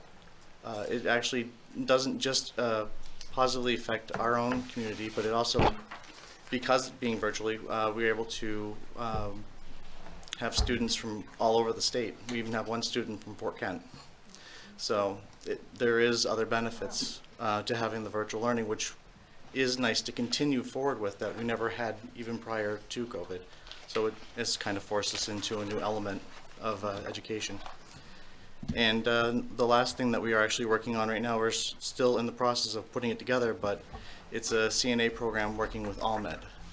So that's still in the works. So don't really have a lot of details yet to provide, but hopefully we can get more of that soon for you guys. But that's all I got. Thank you. Thank you. Okay, oh no, we got one more. So thank you, DJ. So it is nice to know that we're kind of back on track with both our revenues and our enrollments, but we did take a big hit during the pandemic. We count on enrollments from our students for our enrichment programming to help offset some of our operating costs, so that did impact us. But as we talked about, we're looking for a very nominal increase in our budget, $13,850. There we go. Excuse me. We're looking for some computer chairs for our computer lab. We do have a lot of students that have food insecurity. You'd be surprised how appreciative they are when they come in. They can grab a Kind bar or some applesauce or something in our program, and it's maybe the only thing they've had before they got to our program. We also are looking to have 2 additional high school completion classes and 2 additional ESOL, English speakers of other languages. Excuse me. And that's about $2,500 for each of those categories, so a total of $5,000. We're also looking at increases in our graduation expenses. And I want to mention that our graduation is on Thursday, June 16th at 7 p.m. at the Wyndham High School Performing Arts Center, and the public is always welcome. So, and then decreases, we really had nothing significant for a decrease. The only really major decreases were, in some of the revenues we didn't realize, and then we lost a little bit of state subsidy. So that's really what we're looking at. We hope to seek to increase our revenue through different programming, through marketing efforts, partnerships, and collaborations with businesses in the community, and also with other adult ed programs. So that's hopefully how we can help make up some of the loss of our revenue. And that's it. I do want to mention this is our catalog. We still have classes that haven't started yet, so please check us out online, and hopefully you can find something that you would like to take. So. Beautiful catalog. This must be your work. And also, I want to mention that DJ developed this catalog. He has that skill set, so in terms of laying it out, graphics, pictures, everything, it's all DJ. So. It's always very impressive to read Thank through you. that, so well done. Nice job. Any questions? And we appreciate the support we get from both the administration and the school board and then the community members that take our classes. We provide a good service, sure. Can you go into a little bit of detail about the less than expected state subsidy? Why that happened? I can answer this. Our state subsidy is based on 2-year-old costs. So 2 years ago, we didn't offer as many classes, many programs. Gotcha. We had some staffing positions we didn't fill. So you don't have the expenses, you can't draw down the state subsidy. Okay, perfect, thank you. Page 3, I see that there's a tuition reimbursement manager. What does that person do? So what page again was it? It says page 3 of 16. Okay. On the bottom of 9. And which? There's a tuition reimbursement manager. Well, the coordinators in the program qualify for tuition reimbursement with the district. Oh, I don't know why it says manager, but maybe just tuition reimbursement for the managers, for the coordinators. Okay. Yep. Gotcha. I didn't know if there was, like, that was Someone that somebody to managed- track revenue or something and Yeah, no. like that. No, it's just that actually I know that DJ is in his master's degree program right now at USM, Okay. so, yeah. All right. And then there's quite a large increase for supplies on the bottom of page 4. If you could provide some explanation to that. So at the very bottom. So I see where it went from 2,000 to 6,100. That's going to be the computer, I say supplies, it should probably be an equipment. It was the computer chairs. Okay. Yeah. Gotcha. Yep. That makes sense. And then I had another one. Oh, on page 8 for the graduation costs, kind of along the same idea I had with the athletic program. Do we ever get donations or sponsorships from area businesses to support the program? Because I was thinking that helping to pay for graduation stuff would be a perfect opportunity for a sponsorship. Well, we did a couple years ago. We had a local photographer who donated her services to take pictures of all the graduates, which was wonderful, and gave each of the families access to those photographs. We paid her a little bit of stipend next year, but we don't want to pay her stipend again moving forward. We've had some donations from local businesses. We give out gifts to our graduates. So businesses have donated some items for a little gift basket. But we have not pursued having other donations for graduation. Okay. So I So don't know how Chris, that. you can add that to the project list for the JMG group, right? To source sponsorships for the adult ed program, the JMG students can work I on think there's that? actually a policy that needs to be developed first because the RSU needs to make sure that whoever's donating to the district is in line or in step with the mission of the district. You're correct. But yes, I will happily add that as a. Okay. And that's all I had, thank you. Anyone else? So much, go ahead. On your expenditures and revenues page, it's right after, it's towards the beginning there. It doesn't have a number on it. It's the one after, It's the single sheet that talks the about. single sheet. Yeah, right. our budget, Yeah. special projects, revenues and expenses. Halfway down on your revenues, on your, can you explain so everybody's aware of what the carryover is? I know what the dollar figures are, but what is Yeah. carryover? Chris, do you want to explain that? Or do you want me to? Sure. Adult ed operates outside of the regular budget, and so they maintain their own carryover.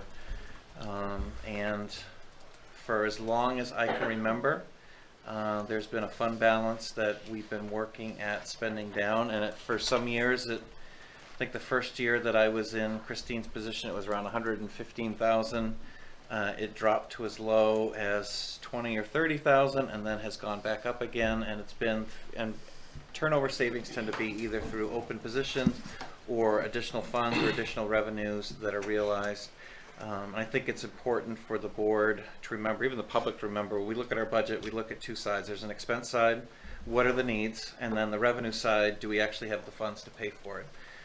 And each year, we have tried to spend down the carryover before bringing it to the local side, because this is also an interesting one where any increases just go directly to the taxpayers of Wyndham and Raymond. There's not beyond just a little bit of state subsidy, that local portion gets a portion between the two. So we've tried to spend down that carryover amount, and what's interesting, it just keeps kind of going up and down and hovering, because ultimately we'll spend it down, and then as Tom has shared with me, there may be some opportunity for additional subsidy through the state formula to cover any additional increases. There might be a little bit of a look back. But we're trying to hit carryover first before we ask for additional funds. So there's definitely that expense side and there's that revenue side, and I think sometimes we just make sure that we looked at them separately. Yeah. What are the needs, and are we meeting the needs? And if not, then maybe we need to find a little more additional revenue. Yeah, I think when I took this position from Eleanor Lockwood, she had built up a carry forward fund, and it helped to outfit when we moved into our learning center at the high school. It helped to outfit completely our whole learning center, so it didn't, wasn't a burden on the taxpayers. So. Cool. Anybody else? Mike? The magazine's always really well done, and it's always fun to get it in the mail. I'm curious about marketing, and I understand the concept, but if you could speak more, I understand you create the book. What other marketing thing? I assume you're working with businesses. This is DJ. I can tell that gets mailed to every resident in Wyndham and Raymond, and then also gets dropped. We drop ship. We drop them in various locations, libraries, and so forth around town. But we also do a lot more with marketing. Yeah, so they do get mailed out to every door in Wyndham and Raymond, so we make sure that every resident has the opportunity to see the catalog. We also do have a lot of local businesses and stuff that have agreed to house the catalogs, and we replenish them throughout the semester. And plus the local office, like town office, the main office for the central office for the school and stuff. So we have places that it's put out, but we also do some social media. We use Facebook, and we also use Instagram. We do keep the social media, so it's more of an outgoing, so it's not really more of a posting blog, but it's more of an option just so that they can receive information. But people can communicate to us directly through messaging, so that it gives us the opportunity to relay or information about our programming, but not on a posting board. So that it does help to mitigate some of the potential information that might be on the board, but it does mostly present our information as we need to get it out there. The classes, the offerings, current events. We do cross-share a lot of other school events or town events that are going on as well. But yeah, that's really kind of where we pushed that out. We have done some paid ads through Facebook, and that has been extremely beneficial. It does get a lot of target marketing throughout the district. We also purchase ads in local newspapers. Yes. We're in the calendar that's put out by the Wyndham Eagle. We're members of the Chamber of Commerce. We get a chance to put ourselves out there at the monthly business breaks to make sure they understand who we are, what we do, and how we can benefit. We get a lot of teachers from that. We have a mailing list, a direct mailing list that goes out to 400 or 500 people. 700 people. So we constantly push that out. So to get it out, we realize we have to get things in front of our potential customers multiple times. Everyone knows about marketing. It's got to be 7 or 8 times before they actually say, oh yeah, I should take that orienteering class that's coming up in adult ed. So thank you. Answer all your questions, or do you have any other? Yeah, that was good. Okay, great. Thank you. Anybody else? Thank you both. Appreciate you. I know it's late at night and we're at the tail end, but thank you for your time and you your did well. patience. Thank you. We appreciate your connection to the community, so thank you. Moving on, item 11, report of the secretary. A motion, please. Caught you off guard. I move to approve the minutes of the March 16th 20. Oh, wait, stop. Yeah.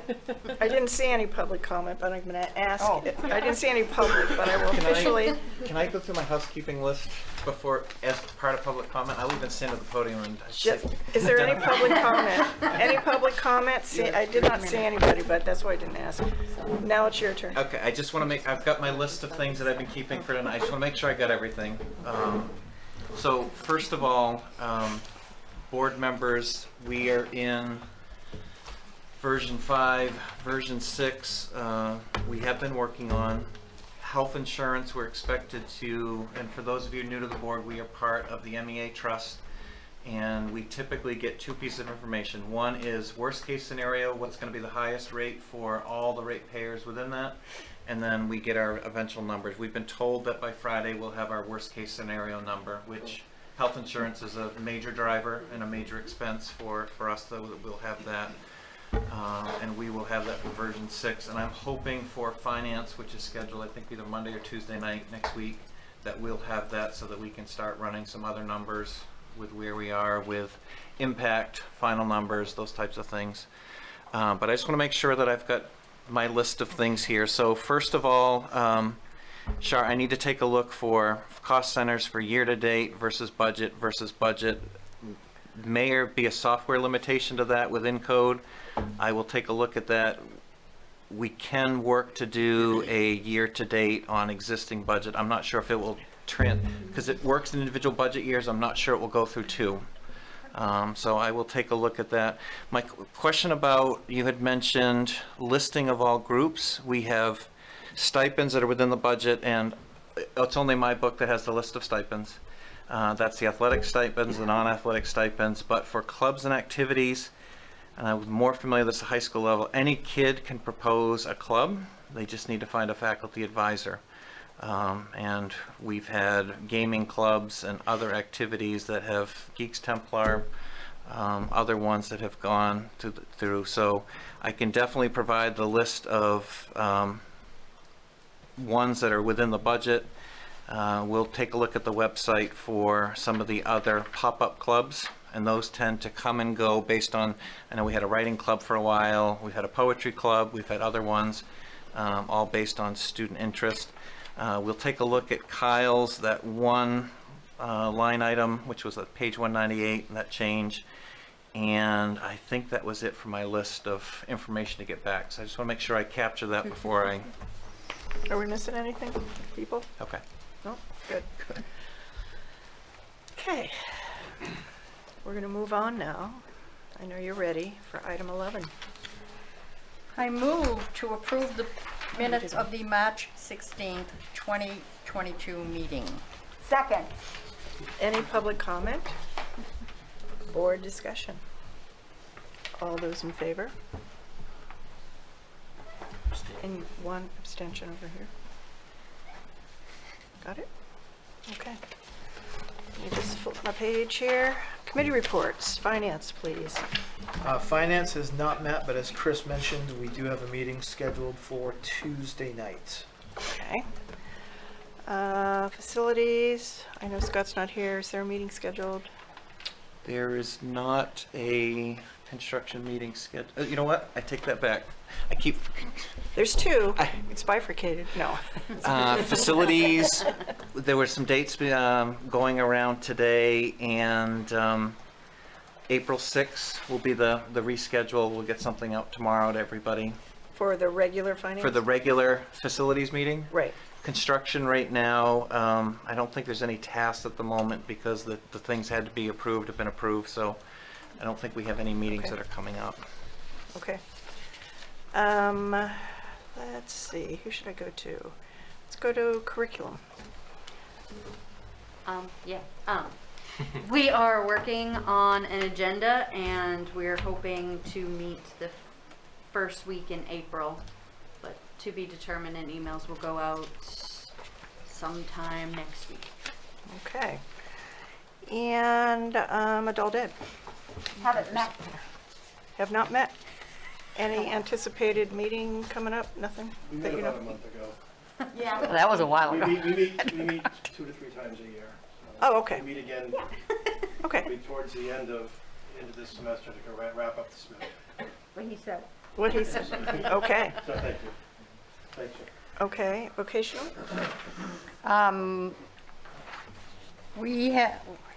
We met a while ago, and believe me, I am shagging after them for those minutes. They are very slow. God, but we do not have a meeting next month. I think we skipped April, go right to May. So, they're slow. I don't know what to tell you. All right, well, it will happen when it happens, right? I guess it does, yep. Okay, let me go to Al. Yes, I have a bunch of stuff. So the one acts for the high school that's happening this weekend at Gorham High School. It actually is now open to the public. It was kind of abrupt, so if people would like to go, I think there's a cost around, I think it's $5 for students, $10 for normal people. But additionally, For normal. I like art students. Non-students. All other people. You have got to go back to that school tomorrow. You know? I know. There's a limit to 50 people per school, so just keep that in mind. Okay. The prom dress drive that I talked about last week, we have dates for that, so people can drop off dresses and suits starting March 24th, so that's tomorrow, and that goes through April 8th, and you can just come to the main entrance of the high school, 6:30 to 3, just drop the stuff off, and the high school quiz show team is going to be competing next week on Tuesday and Thursday in Lewiston, so those will be the recording dates. Good luck, Al. And prom, going back to prom, tickets are going to be sold next week.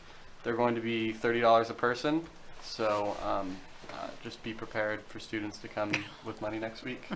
And finally, school trips abroad is actually happening this year, which is exciting because they were canceled for like 2 years in a row. So Yeah. that's super cool. Happening in April for a bunch of trips. Where are they going? Anywhere special? I'm going to Italy, Ooh. Switzerland, and France over April break. So that's Oh, exciting. have a wonderful time. That's exciting. Yes, I'm super pumped. Oh, that's great. And just to be clear, the quiz show is just the taping.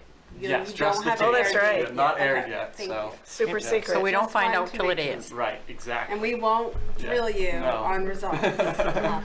Al, did I see something about a bottle drive that was canceled? And Yes. is there a rescheduled? We don't have a rescheduled date. We're actually meeting tomorrow, so we will find a new date and I will keep you posted. Oh, that'd be great. Thank you. Super. Policy. Next, Yeah, did I sorry. miss somebody? No. Did I miss somebody? No? Oh.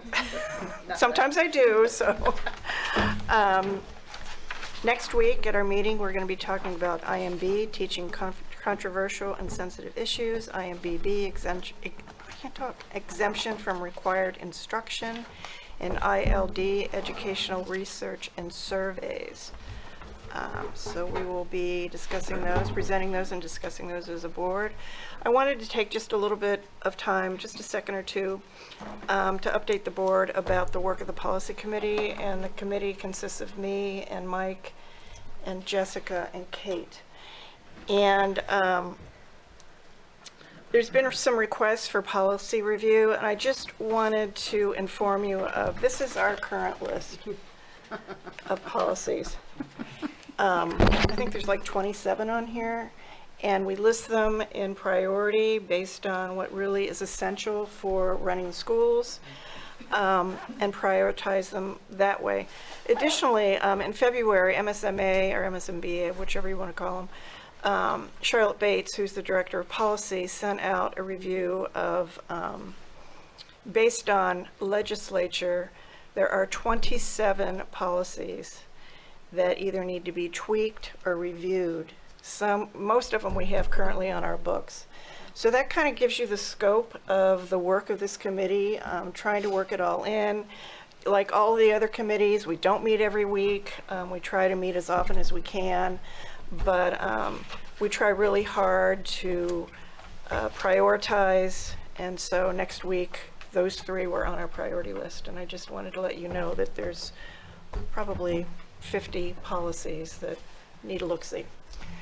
And that is all I have.